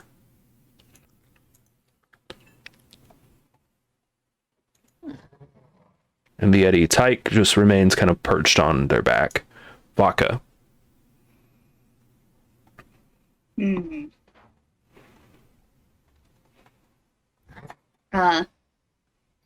Yeah, as they start disappearing, Baka will kind of like not turn around, but talk to the halfling. Your tiefling friend, still growly. I'm not sure we got separated when the Yetis attacked. I saw them flee further up, past the cave entrance. And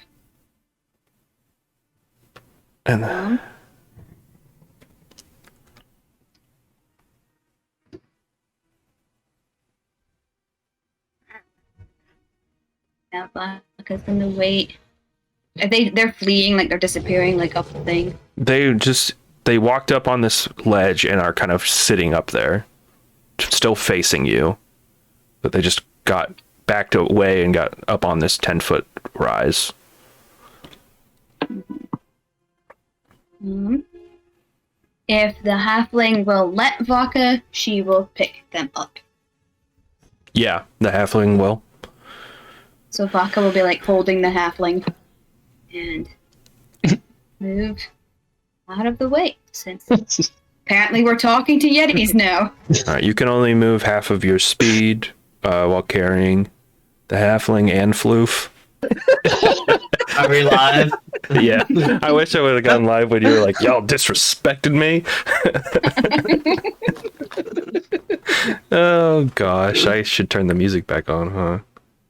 No. Oh, yeah. Alright, well, welcome back. Is our stream still up?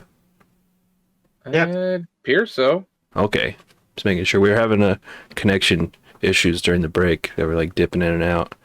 But anyway, yeah, we're back. Some of us are still eating. Some of us have finished eating. But we're all ready to have a friendly chat with this Yeti. God damn it. Just leading in with that. Friendly chat.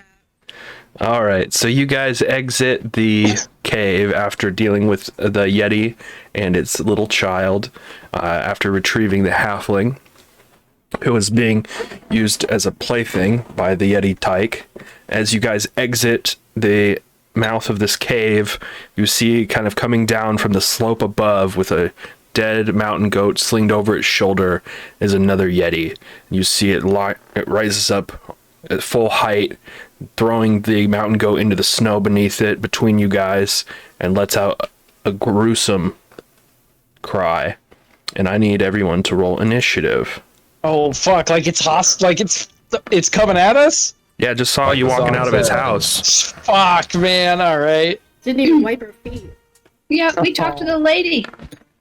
It doesn't have a cell phone and hasn't had like time to communicate with its wife yet. It just sees a bunch of home intruders. No, we're new food. Your heads will be frozen in the Yeti wall before the end of this session. No, They you call gotta it let a us gallery. I believe.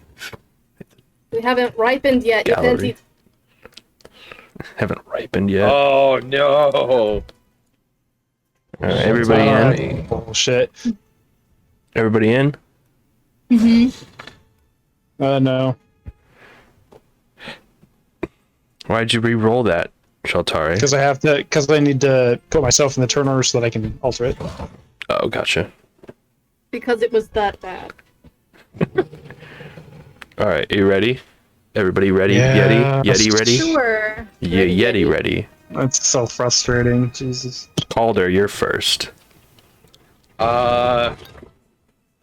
Hopefully going by the same plan as before. Calder's just gonna have an arrow knocked and ready, and he's also gonna call in his murder of crows to swarm around him. And he'll hold his action to fire a shot if that Eddie if that Yeti takes a swipe. Eddie the Yeti takes a swipe at a friendo. He prefers Edward, but okay. Edward the Yedward. God damn it, man! You pissed it off now, Calder. Monty. Yeah. Eddie was my dad, Familiar and with I the hated Eddie. my dad. You disrespect Yedward, and now he's gonna rip your head off. Monty. Me no offense. Offense taken. Offense taken. I was pretty proud of Yedward. As you should be. Which way's up the mountain? Which way's down? Up the mountain is to the right of this map. Down the mountain is to the bottom of it, so the south. Oh, so we're like coming out of the cave right now. Yeah. Oh shit. Okay, I see. Yeah. I understand. Yep, this is the path. You guys climbed up down here, and that is up the mountain. Well, all right. Monty's gonna start moving down the mountain this way, sort of giving it a wide berth, and then he is going to ready a spell, but not cast it yet. I thought we were going up the mountain to get the tiefling. Put this dead mountain Oh, good. goat Mountain goat. Gotta put the dead No. mountain goat here. The poor goat. Actually. Ooh, a dead body. Now hold on a second. Actually, Yeah, let me dead rethink bodies things. do change my tactics. Prime time to defile. Is this the cliff face over here? No, it's like he's coming down a cliffside. So you guys are like in this like valley. Oh, okay. So we're like in a crevice. Yeah, Kind of a crevasse. situation. Feel it. No. Actually.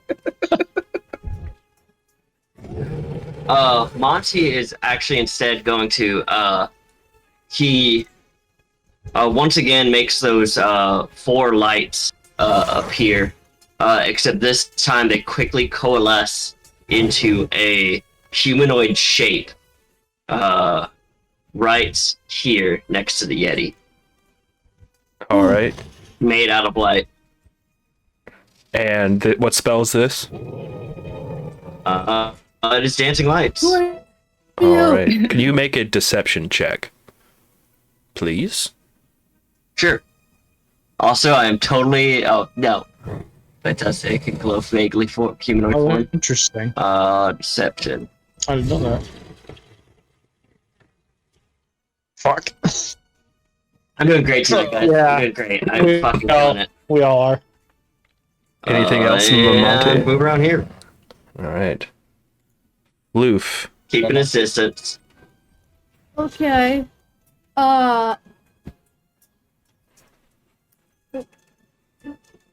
Do we not hurt this one too? I can't respond. I Okay. uh, I shoot it with my Right. A 7 will don't- miss. Mm-hmm. As you see, a bolt just goes soaring over the Yeti's head. Or was that a warning shot? 10, 15. Wait. Yes. I'll go to here. All right. You see the Yeti comes barreling down and landing here in the snow in front of you guys. Oh no. You see it locks eyes with you, Vaka. And I need you to make a Constitution saving throw. Oh. As the thing cries out and just growls at you. Big roar.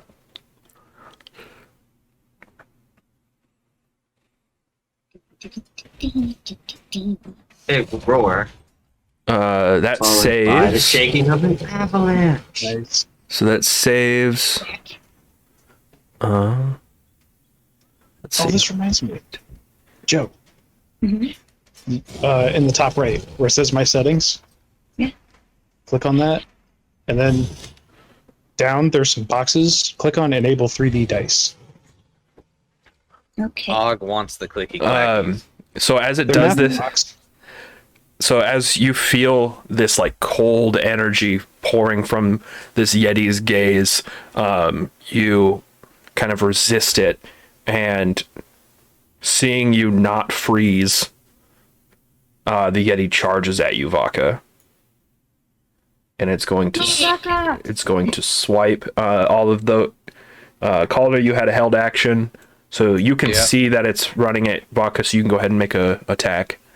Yep. And fuck it, we'll go sharpshooter with it. Here we go. I think I got everything. Oh, That is a crit. Sure is. wait. That's your wait. Oh shit. That's a crit with Everything gets- sharpshooter. Yep. Well, the sharpshooter doesn't crit, but the murder does. So So 9 plus 10, 6, 15, 25. 25, and then since that was a successful hit, murder crows damage. Roll so twice. Roll that. 9. Roll it You roll again. that I would twice. like- You Oh, I roll rolled a twice, it's murder a crit. twice. Yeah, every dice you roll is twice on a crit. So that'd be another 6. So that'd be 31. Jesus, dude, wow. Holy And shit. then I would like to use my swarm to move the Yeti. Let's see, 15 feet up the mountain. All right.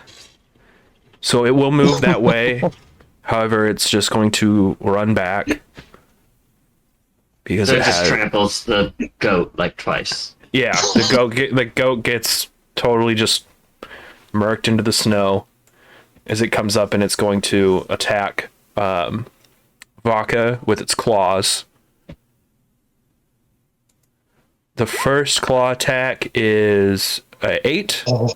The second claw attack is a 24. Whoa. Those are some polarized rolls you got there. Sure was. So that you take 9 slashing damage and 2 cold. You're resistant to cold, so that's halved to 1 for a total of 10 damage.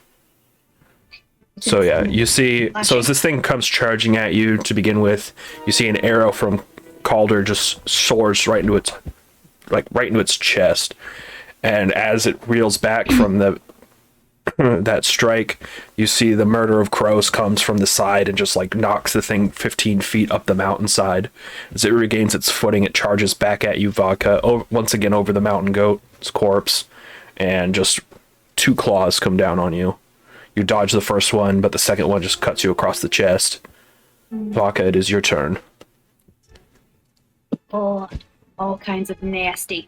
Yeah, so Vodka will range, Yes. which means, while we do that, yeah, that thing smooshes at me. And when it does,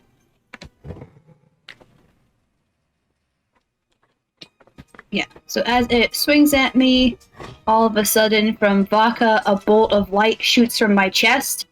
And it has to succeed on a Constitution saving throw, or it's going to take 1d6 radiant damage and be blinded. It gets a 5. All right. Shit, nice.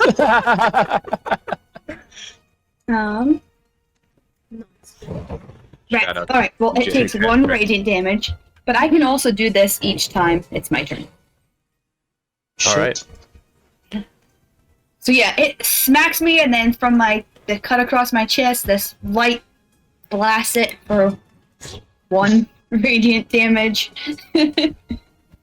All right. The halfling kind of cowers back here, like scoots behind this rock wall, and takes a dodge action. Calder, Hey, it's still Chaltari. my turn. Oh. Still can swing at it. Yeah, it does swing.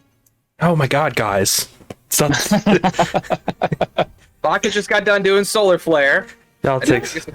Tanner, I think It's we your should turn. attack his attack. Yeah. So I'm gonna swing at it recklessly. Oh, you already have advantage on it. Oh, I do. It's blind. Find it. Oh, hell yeah! Yeah. So then I won't recklessly attack it since it's blind. And Vodka, as an expert warrior, would know this. Hit. From 19.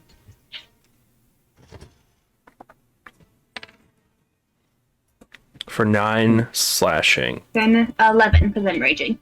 11 slashing. Yeah, so Vodka, you see, goes into this rage.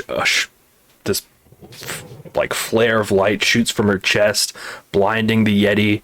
As he reels back in this confusion, she just takes the opportunity in the opening and cuts him across the chest with her axe.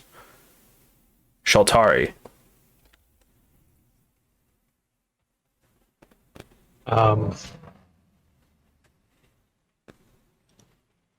I look up at the sky. You're in a cave. I look at the stalactites. there's a Okay. 20-foot ceiling. Okay, Tanner. I look up at the sky. You see rocks.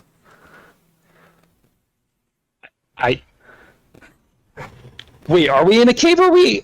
You're Is in this the mouth outside? of the. You're in the entrance of the cave. We're in the crevasse. The If I'm not looking straight up, Tanner, I'm looking outward into the distance. There's sky so you there. step forward and then look up. It's the mouth of the cave. It's like right here. It's just flavor, Tanner. Come on. Hold on.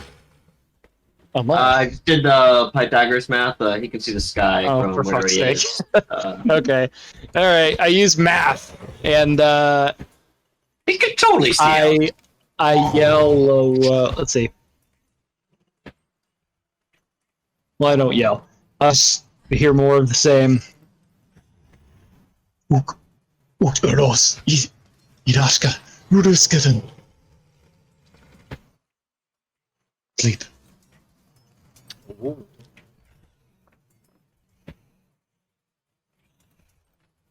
And I guess I will populate the spell because I.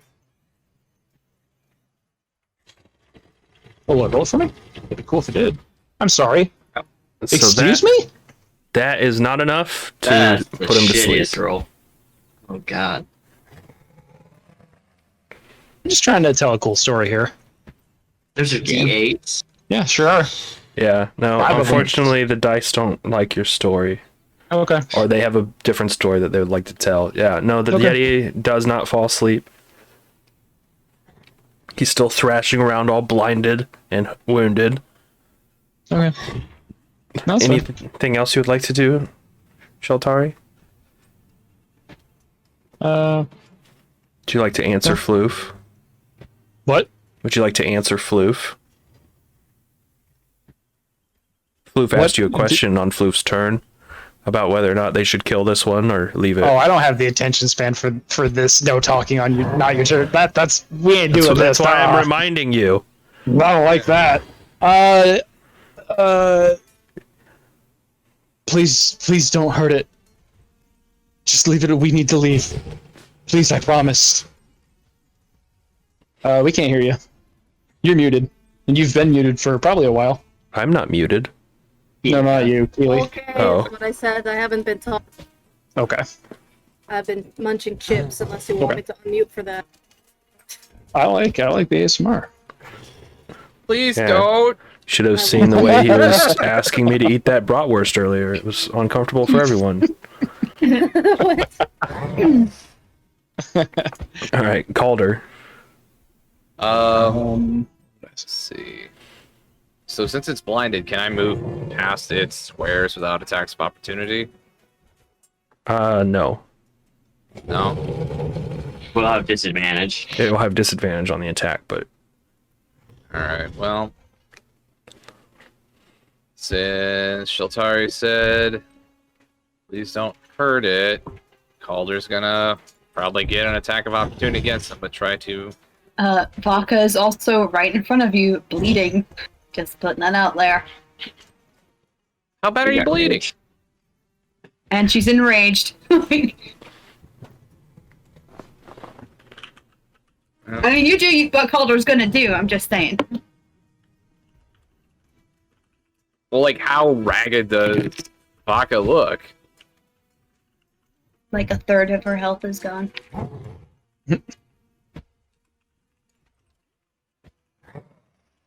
Do it. It's not dead yet. It's not dead yet. So Calder's gonna try to, let's see. Oops. that's fine. You can all Oh. avert your eyes. Avert your eyes. Calder's gonna try to move down to Floof. So he'll get an attack of opportunity against Calder. All right. You see this thing, or this Yeti, blinded, but it kind of Yeah, I didn't think so. senses you walk by it, and it reaches down where this dead mountain goat is resting against its foot, and picks it up and swings Jesus it Christ. wildly at you, Calder. This is with disadvantage.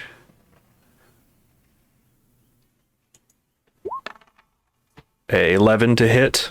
Yes. All right. So yeah, the dead goat just swings over your head and I smashes don't into have a the. drop for dead goat bludgeon. No, I don't have a macro built for dead goat bludgeon. And the goat smashes against the rock wall behind you. Okay. And then, same as before, he'll knock an arrow and have it at the ready if the Yeti is about to hit any of his friends. All right, So he'll just strike defensively. Monty.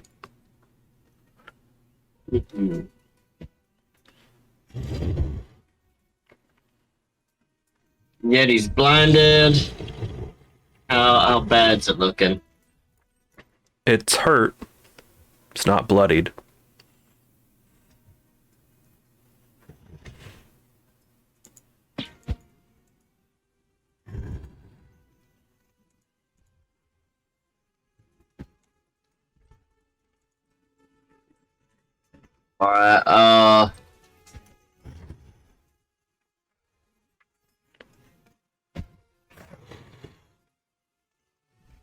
Alright, start whispering not so sweet nothings to him. Cast dissonant whispers. Please I got a rename wisdom the save. to not so sweet.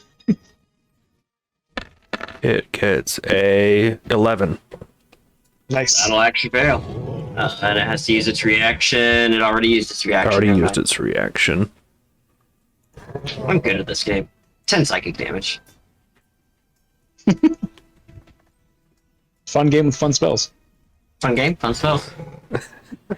Anything Well, else? the one time it succeeds is when I used it wrong.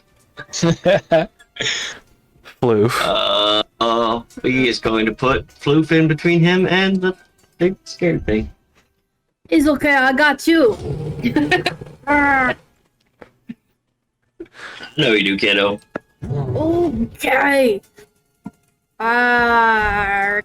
I'm gonna run right at it with my war pick in one hand and my club in the other. No, wait. That's probably not going to be working. Okay, not the club, but I do have the war pick, and I want to run up its back and just like be in the middle of its back and like attack. Are you gonna Like try? I you can't gonna- reach me. Climb the Yeti. Okay. Kind of. So to Okay. climb up and like get on a hostile creature, I'm gonna have to ask you to make a contested grapple check before you can strike it. Does that mean I can't attack? No, that'll be your action to get in that position. Yeah, you don't have 2 attacks. Okay, then I will just hit it in the knee. On the Okay. ground. You have advantage. Oh, yeah. I thought I'd hit it a second time. There it is. 22 hits. For 8 piercing. 8 piercing. So Floof just charges up there with their war pick and just slams it into this Yeti's calf. Oh yeah, and then I will take my glove out and I'll hit it with my offhand. Advantage. Sorry. That will miss. So yeah, as the war pick digs into the Yeti's calf, you see he yanks violently, turning on you as you come to bring the club down and slams into the snow where his foot used to be. With that, the Yeti brings that mountain goat around and is going to swing it wildly at Floof Oh, with God. disadvantage because it's still blinded. But a 17 to Ooh. hit. Can I use my held action You can, yeah. What is that? to Oh, shoot yeah. an arrow Yeah, at? that's right. Just swinging at a friendo. That's right. Would this be with advantage since it's blinded? Yep. Okay, same burst, same as the Oh, wait. burst. Does blind... Let me check Yeah, you for get range. advantage. You get advantage With range? on attack. With range. Let me check. E- Let me check. yeah, Let me it check. says, it says all. Let me check. Let me check. Let me check.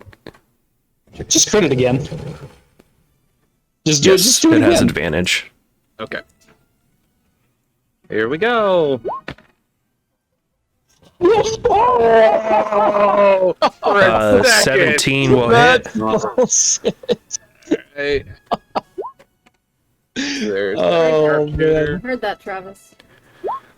Murder.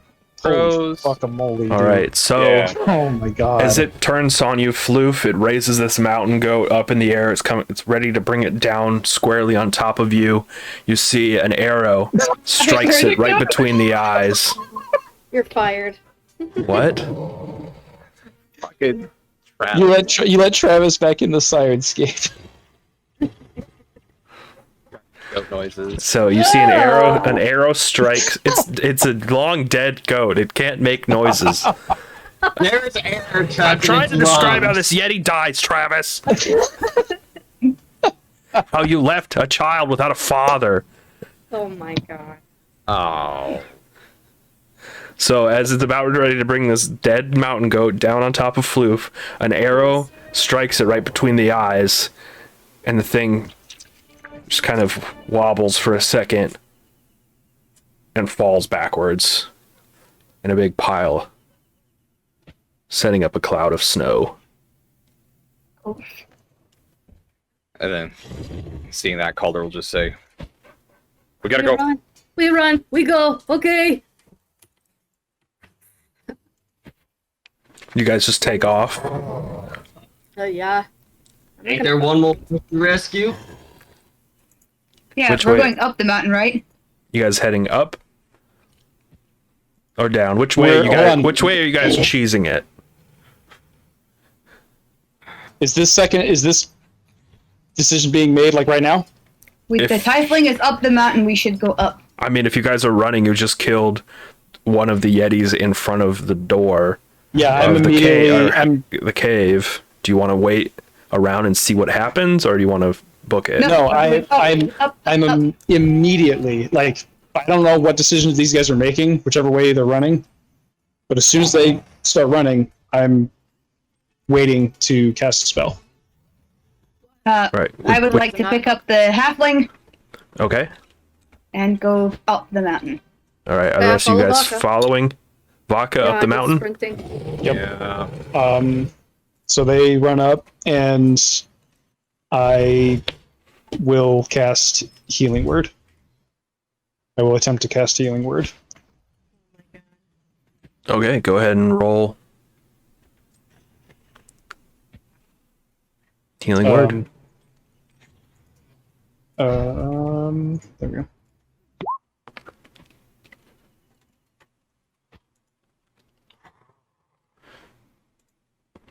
All right. So as you watch your party kind of turn the corner and get a little ways away, you turn just at distance, 30 feet away from the Yeti, cast Healing Word, and you see the Yeti kind of groggily kind of push himself up onto one arm.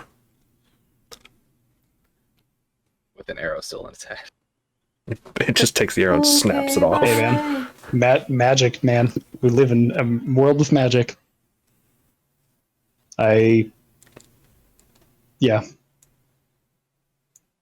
Sorry. No. Run up the mountain. You say that in Yeti. Yeah. Yes. All right. As you guys kind of run for a little whiles down this path, getting clear of the Yeti cave. Let's see.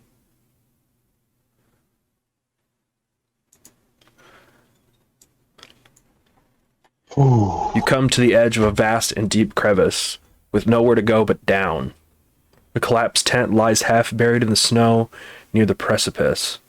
Jutting out from a nearby snowbank is a pair of blue leather boots. Next to the grim display is a figure in cold weather clothing, which sits silent in the snow. Her knees are pulled tight to her chest, horns protruding from underneath the figure's fur-lined hood.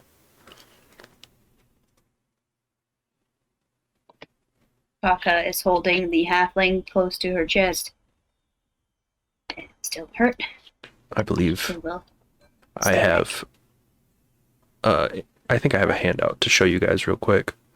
If you just give me a second to pull it up. Hmm. Maybe I could find it.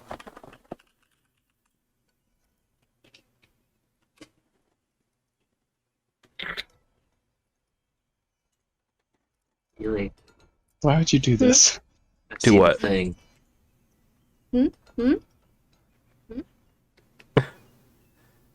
Guys, I don't know what you're talking about. I'm taking notes.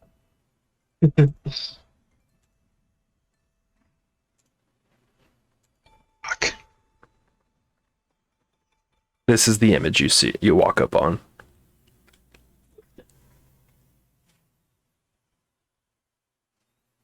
Are you asterisks? There's no response. Oh shit.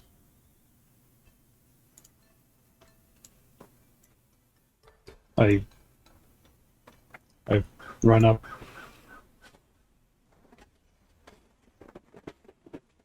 Yeah. One of Monty will follow, but more slowly.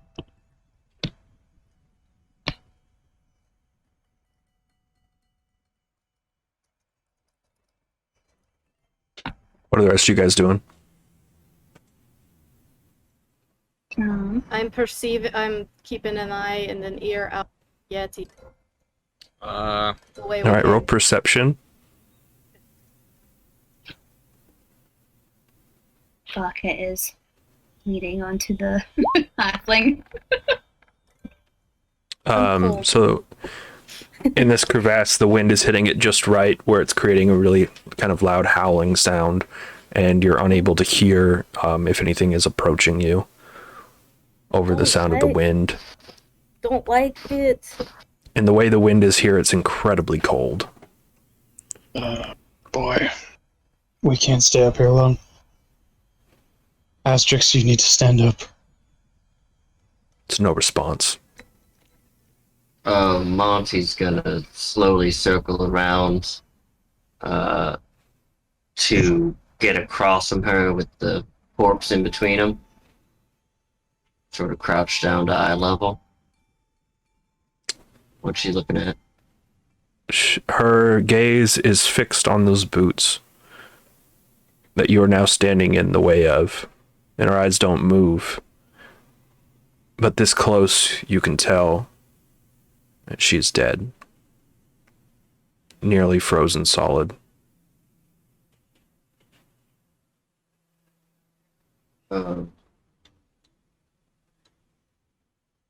Monty's gonna That happened quick.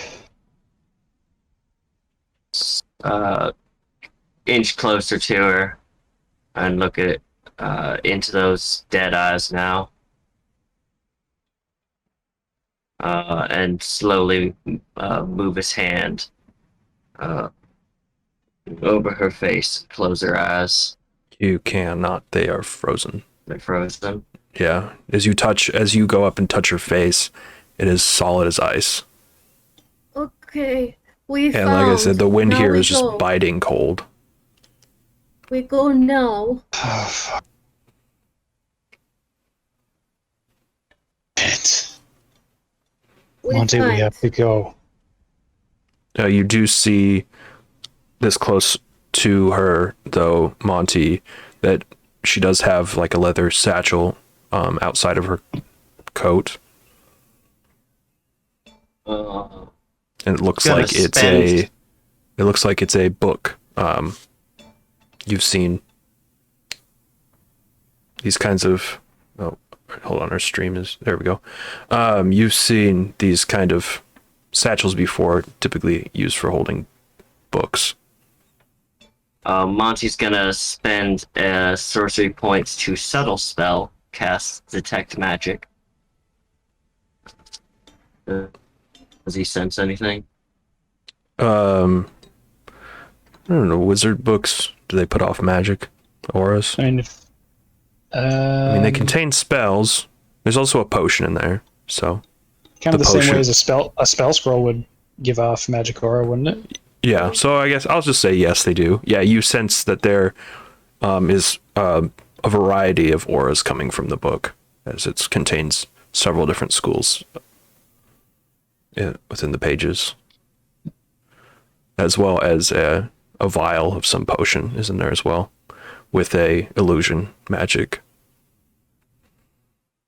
Altar, can I get a hole? And he gestures to the ground.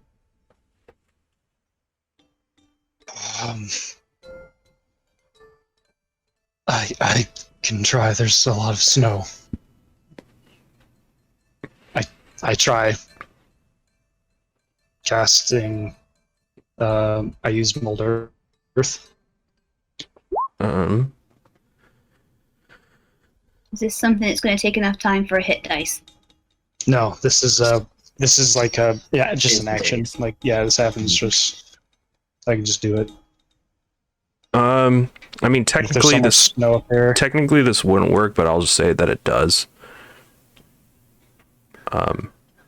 Because it's not loose earth, so you can't excavate it. But I'll say that you are able to, just for cool factor. Monty, please, we go down now. Yeah, get on. I'll bury her. Give me just a minute. There is no sun here.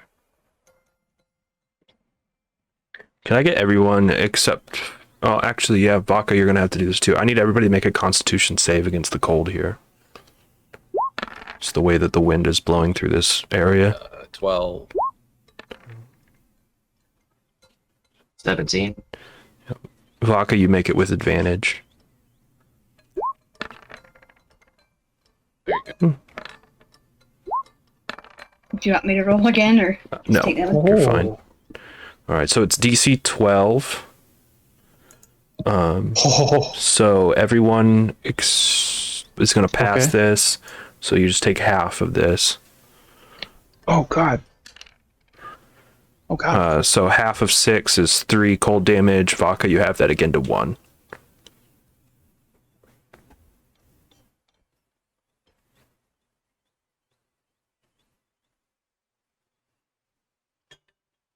What does that mean for our halfling friend? What does that mean? If your halfling friend is shivering cold and you feel if they're left out here much longer that they're not going to make it. Yeah, Vaca's gonna turn around and be like, "This one still breathes."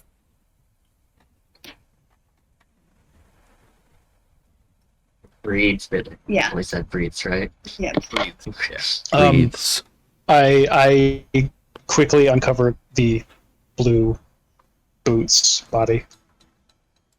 As you uncover... I accidentally closed the thing I was trying to read. I'm gonna start going down with the halfling and Buck. All right, yeah, so... Calder, do you stay up here with Monty and Shaltari, or are you heading back with... He'll out of stay up this? here with those two. All right. So Floof, Vaca, and the halfling make their way out of this ruined camp. As you uncover the body that belongs to the blue boots,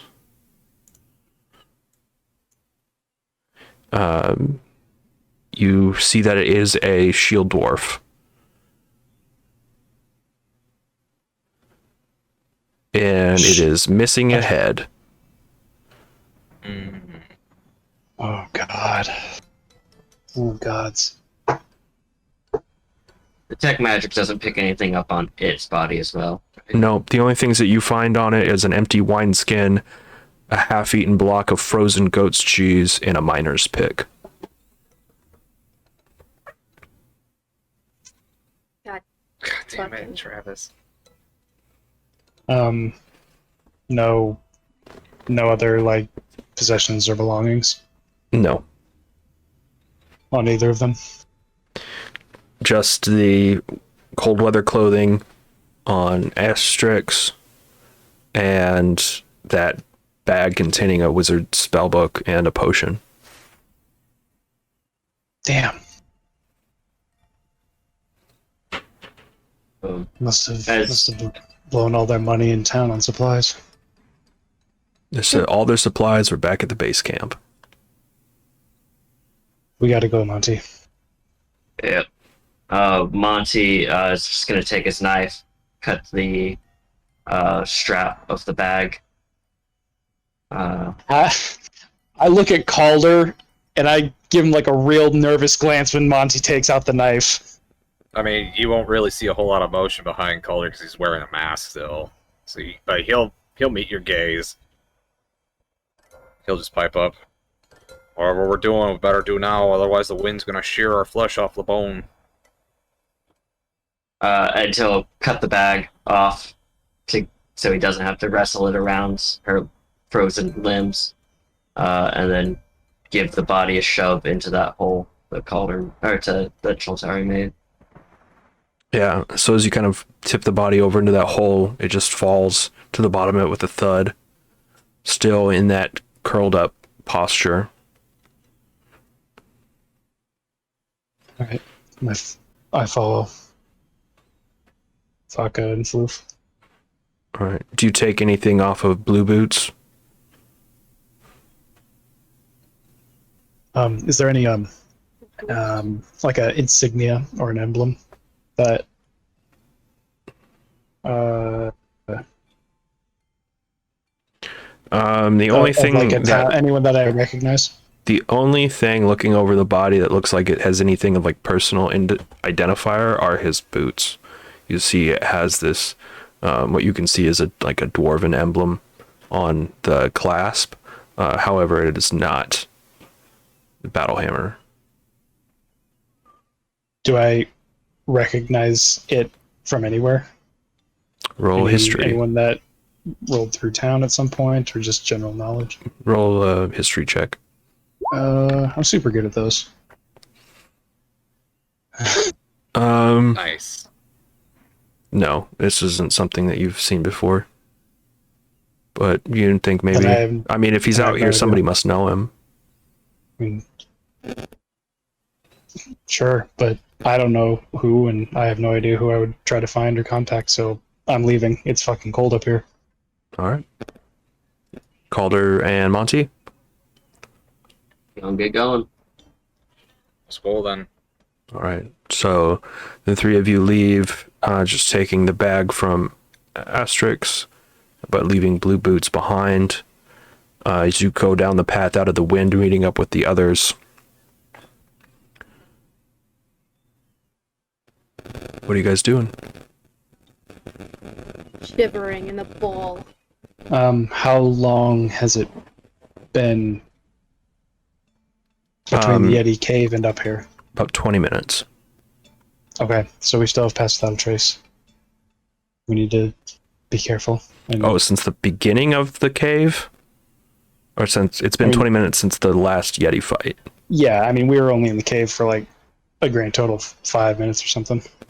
You're probably closer to 10 or 15, but okay. Was it? We still got time. Oh yeah, you're right. Yeah, I guess like out of combat. Yeah, but yeah.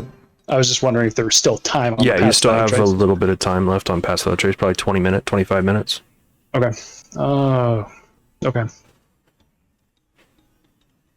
We're gonna need to use it. We need to sneak past the cave again. Okay. All right, so it's going to take you about 20 minutes to get back to the cave, and then you have about 5 minutes left of Pass Without Trace to sneak past the cave and start making your way down the mountain.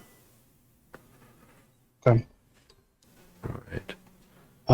Vaka, can you carry our friend here? The halfling? As you guys wait. get back to the mouth of the cave, the Yeti, boy. which Calder you had put down, is not there. Calder did not see Sheltari bring it back, did he? No, nobody did. You're just gonna hear like a muffle underneath his black mask of just a... Oh, fuck. I just want to keep going. I don't want to stop. Yeah. I'm just motioning Yeah, I mean, all of you see this. None of you watched Sheltari revive the Yeti. You guys get back to the mouth of the cave and see that the Yeti is gone, They know. along with the goat. Pulverized goat. Tenderized goat. Oh, never mind. The halfling. So I'm just curious, Fine. what's everyone's reaction to that? I say, oh, really quietly. And I say, they found it. We go. And keep walking. Monty's gonna look and see if there's a fresh trail of blood leading into the cave or Roll perception. anywhere else. So, I mean, it's easy to see there's a large puddle of blood where the thing fell, but you guys are kind of in such a hurry that you don't really see where it went.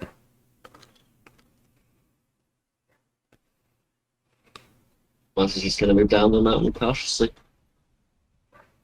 Quietly. Mm-hmm. Vodka, what are you doing? Yeah, Vaka is carrying the halfling, who is shivering and cold, and we'll just kind of. How do you react to coming back to this cave entrance and seeing that the Yeti that you once thought was dead is not there anymore? There's a trail going into the cave. Roll perception. Mhm. Oops. There is a trail going into the cave. However, compared to the large puddle of blood where the Yeti had fallen, the blood trail is rather faint, as if its wounds had healed. So yeah, so would she be able to deduce that this was not a Yeti dragged into the cave? Yeah, it looks like the Yeti stood back up and walked into the cave.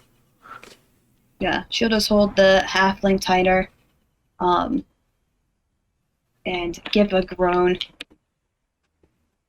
All right. This will be something for another time. All right. So stealth checks. 26, 26. I didn't roll yet. Okay. Yeah, you guys are able to slip past the front of the cave and start making your way down the edge, the side of this mountain face, without alerting anybody in the cave. And as you guys start climbing down, I need athletic checks. We go. Here we go. Oh boy. Oh, Wolf is really cold.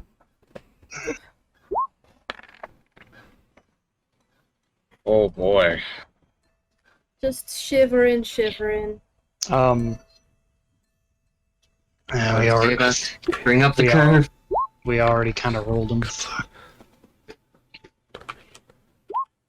Okay. That's a fail. And as a group fail. So as you guys kind of go over the edge of the mountain, start going down, you guys take a tumble. As you guys kind of slide down this rock face.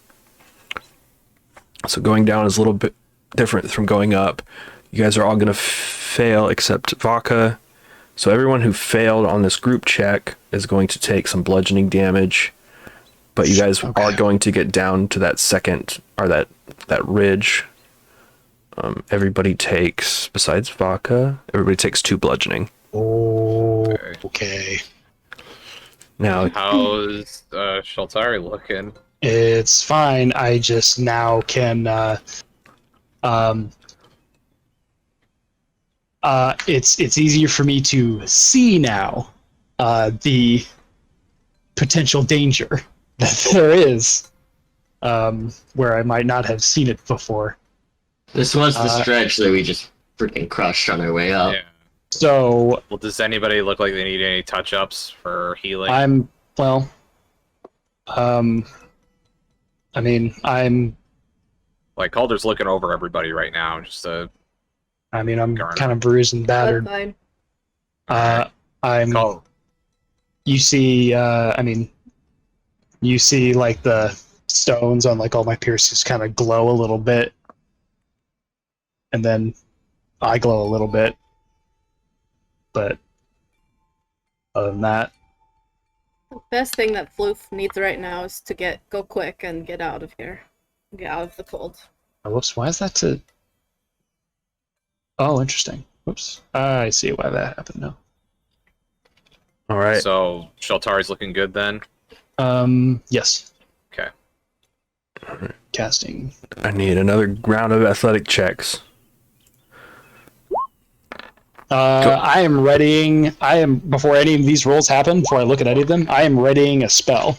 I'm readying and concentrating on a spell in case anybody tumbles down again. Okay. I mean, the tumbling isn't you falling. It's just you're having a hard time of getting down.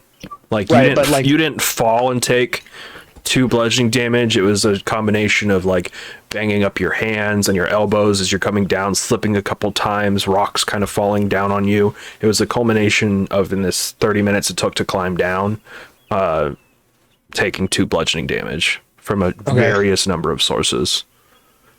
Okay. Okay. Then I will use Healing Word on myself then, before beginning this second ascent. So, roll athletics. Here we go. So 5, 13. Look at that. Hey! Come Why on. are my dice not? Makes me sad. I saw your dice. I didn't see weird. dice. You didn't? Yeah. All right. Going a little bit more cautiously this time, feeling that the threat of the Yeti is a little bit further behind you. You guys are able to make it down this portion of it without any injury, and you just have one section left to go, and it's another group of athletic checks. Come on. Jesus. Calder's no having a good time. Oh, no. Not at all. Whew. All right. You guys gonna are get able to deal make all it the down the damage. last third of this stretch unharmed. As you get down where the walk becomes a little bit easier, and you start making your way back to where you left Garrett. And the twilight has set. The wind is picking up on the mountain, and it's getting colder. Just go running and running for the little campsite. I'm so cold. To hell with normal pace. I'm dashing. Through the snow. I keep the blood pumping. Yeah.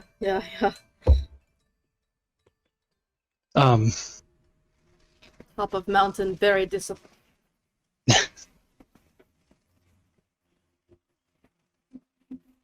Garrett, are you still here? Oh, you guys, okay. Yeah, so as Floof comes rushing ahead of you guys, you're they are the first to get into that little area that you left Garrett. As you get there, you see the flap of the tent opens up and Boy comes running out happily up to you, Floof, as if to greet a friend, not knowing how much you don't like Boy. It's fine. This time I'm like, okay, that thing's probably warm. And also, it's like when your friend, like, Got the whole on dogs comes happy over, boy. and the dog is like, and they're like, okay. It's like that. And you see Garrett kind of walks out of the tent behind Boy, looking to see you guys approach. He looks a little bit better. He's rested a little bit. And Got yeah.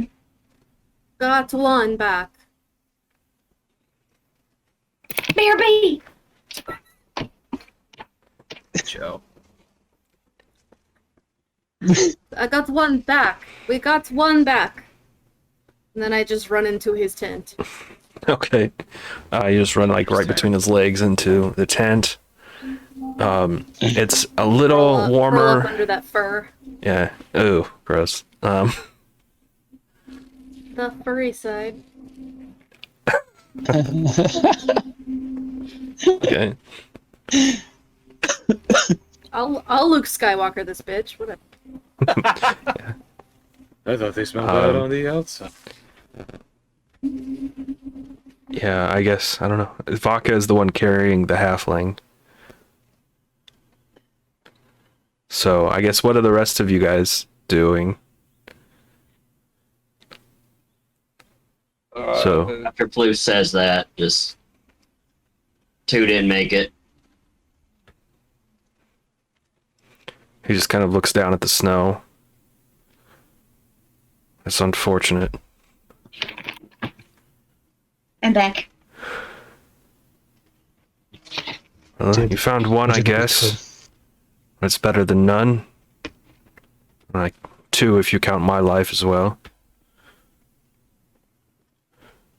I think we will.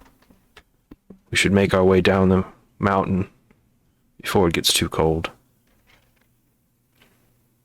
Right. And then Calder's gonna go break down his tent and collect his fur from.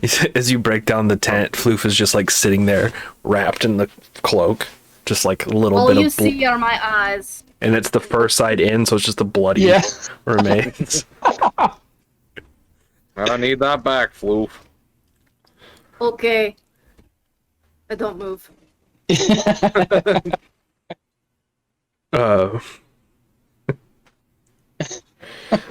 Right. So as you tear the tent down and grab your things, helping Garrett and Boy and the halfling, whose name is Fishfinger. They have a first name, but I like their last name. Fishfinger. Their name is where is it at? Periwinkle. Starts with a P. Perilou. It's Perilou Fishfinger, a female Lightfoot halfling who's been rather quiet. Bringing her down, she just looks absolutely exhausted, Yes. and has just kind of been nodding off in Vaka's arms. Here, you eat this berry. It looks like a raisin. Thank you, Yolanda. Bless you. Okay, goodbye. Or it's not Yolanda. Yondala. Yondala, bless you. You guys, with your new companions, make your way back down the mountain towards the base camp. Heading back down proves to be a much easier trek, knowing the path and having Garrett there with you. And it takes you a few hours to get down to the base camp where you had left the rest of the dogs. I can't remember. Did you let them go or release them, or are they just still waiting down there? They're just waiting. We just righted the sled, so if they needed to make a getaway, they could. Yeah. And you get down there, it is late, you're tired, you're hurt, but it is not as cold down here at the base camp as it was up in the mountains. As you get down there, Garrett says,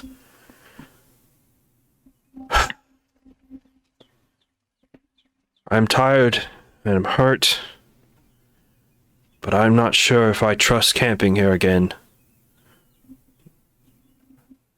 Did you have a run-in with those Yetis? Do they still live? When he says that, Barker will look at him and say, yes, all of them. What? No, Then it's still Only not safe to camp not here. one. Yeah. Garrett's point is right. It doesn't matter how many are left. The fact that there are any means we should leave here. Okay. Garrett, would you mind if I examined your injuries? Be my guest.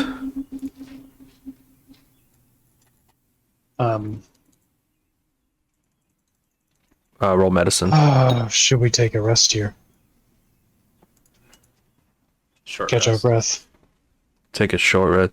Yeah, Garrett's like, we Before can we rest make the here trek. for a little bit, but I wouldn't sleep here tonight. No, Okay. nor would I. Kaerkanig is... Let's see, let me check the distance. Kaerkanig is 5 miles from here. I don't think these dogs are in any shape to pull a sled. So... It's about a 5-hour walk. 5 miles. Calder, which is closer? That or the valley? The valley is... The valley, like, regarding guys- where we came out from. It's about a mile. It's about an hour. I'll just say Miley sounds closer. I suggest we go there. This will be out of the cold. But You... Wait, you have... You're relying on the dwarves to let us in. They don't really... They did once. Not often you meet friends with dwarves. At least not the we kinda Battlehammer got a clan. job for them, or they got a job for us. Well, if you can assure a safe entry, then by all means lead the way. We can assure the dwarves won't interfere with our safety. Aye. Does this seem like an odd statement? To, the odd to have dwarven friends? Does dwarves have a weird reputation in Brinchander? I mean, this particular clan of dwarves, the Battlehammer clan, is not known for letting outsiders into their halls. Okay. I wasn't sure if he meant them or, like, if he was being weird about, like, dwarves in general. So Is he being racist? No. Not particularly. It's just odd for this clan to let any outsiders into their halls. Yeah, Well, do you want to probably rest here leave it. then, or do you want to march on if it's only an hour? I think I can manage that. I say march Okay, on. let's do that. Floof is If you'll help me standing. pack up this equipment, we'll be on our way. Can do. Floof is standing, staring up at the mountain that they just came. So Staring. technically, so you guys are kind of like on the foothills now of the mountain, like, so where, yeah, you can see the peak rising up before you, and you can still see the land kind of rolling down into the 10 towns. Yeah. I'll just stare up.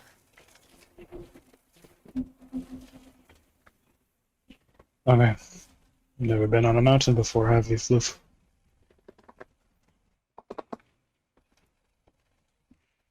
I shrug.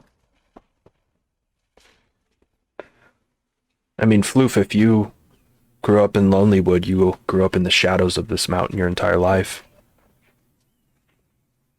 Always said is not climb. Is not tree. Do not go up.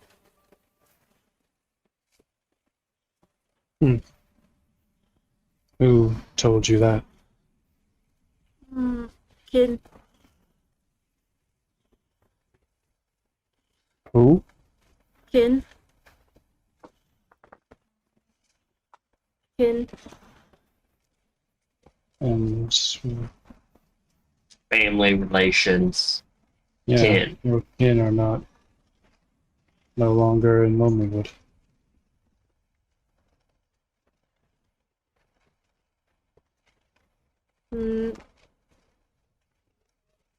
I look puzzled.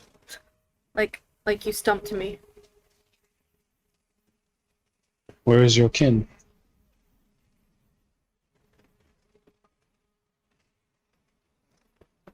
He's part of the wood now, but not in.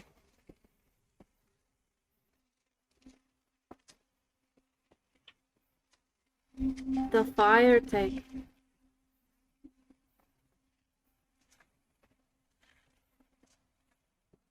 I look warily at the campfire that I have casted on the ground while we're tearing down all this equipment.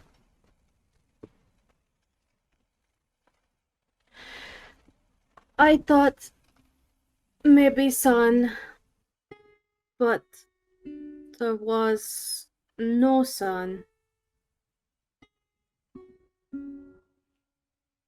Maybe is right. Do not climb it.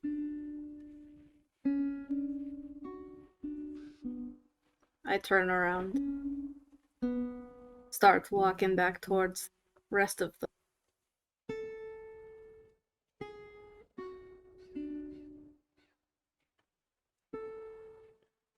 I just- Monty, having overheard that, just gives Chaltari a look and just that low whistle of heavy. Especially for and so small.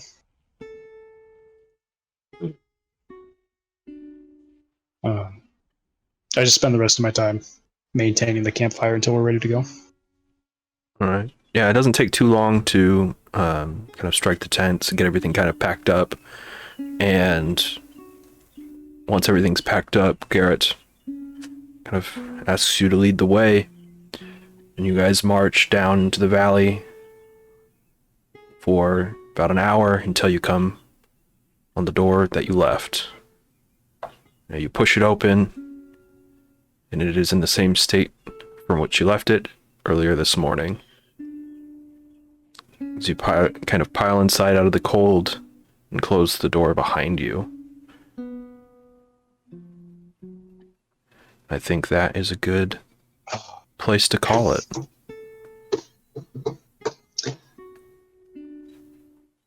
Oh boy. Did Syrinscape die? What's up? Oh, That's very it's quiet. going for me. going. Yeah, Oh, what the fuck? Mine just like closed. Thank you. Good. Yes. Jesus, Travis. That's what I just opened it back up. For some reason, I closed. What the fuck? Randomly closed.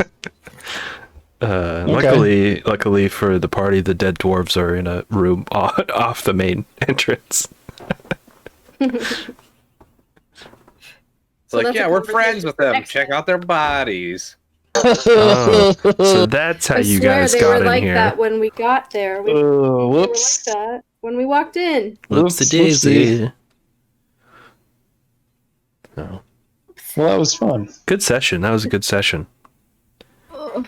Lots of Athletics checks. lots of fun trauma there. Lots of Yetis. Up the mountain and back down. Oh. And Did you know not- what, did not Shaltari? find enlightenment. Shaltari, 0 out I'm of going to 10. go ahead right now and give you inspiration for Yeah. healing the Ooh. Papa Yeti. That was great in character stuff.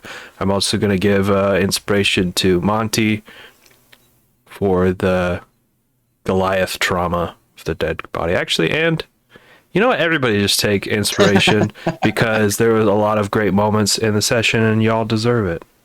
Is inspiration kind of just like It's a Therapy, advantage. It's advantage whenever you want it. You can give it to somebody. You're saying, Monty, reward? Monty, you get inspiration for not chopping off any hands. Good job, Monty. I was yourself. Hey, thinking you know more of. No, I hate juice. as Monty Well, pulls up you a don't see my pair. As whisper Monty chats, pulls up a Tanner. pair of blue boots with dwarf feet still in them. Oh my No fucking hands. god. No It's just- hands. Claps them on the ground. Hey. Oh, I thought it was a pretty solid session all These around. boots are made for walking. Serial killer in the making. But yeah, oh yeah, just a quick reminder. Oh my god, he's We won't be necromancing playing the boots next down week. the mountain singing that song. Won't be playing next week. We'll be back in 2 weeks for session 8. I don't know. What's a good title? We'll figure it out. For this one or last one? This next one. This the one next has one. a The next title. one. This one has next one. one. Yeah, this one's I think we've peaked. I think the next one should be Yed, and Yeti. Oh, that was the title? I thought you were making a joke we can't come up with any good titles. No, we that peaked. was. I It think was we've bull. Oh, peaked. that is the title. Okay. Yeah, that Fuck. was the title. I think we've peaked.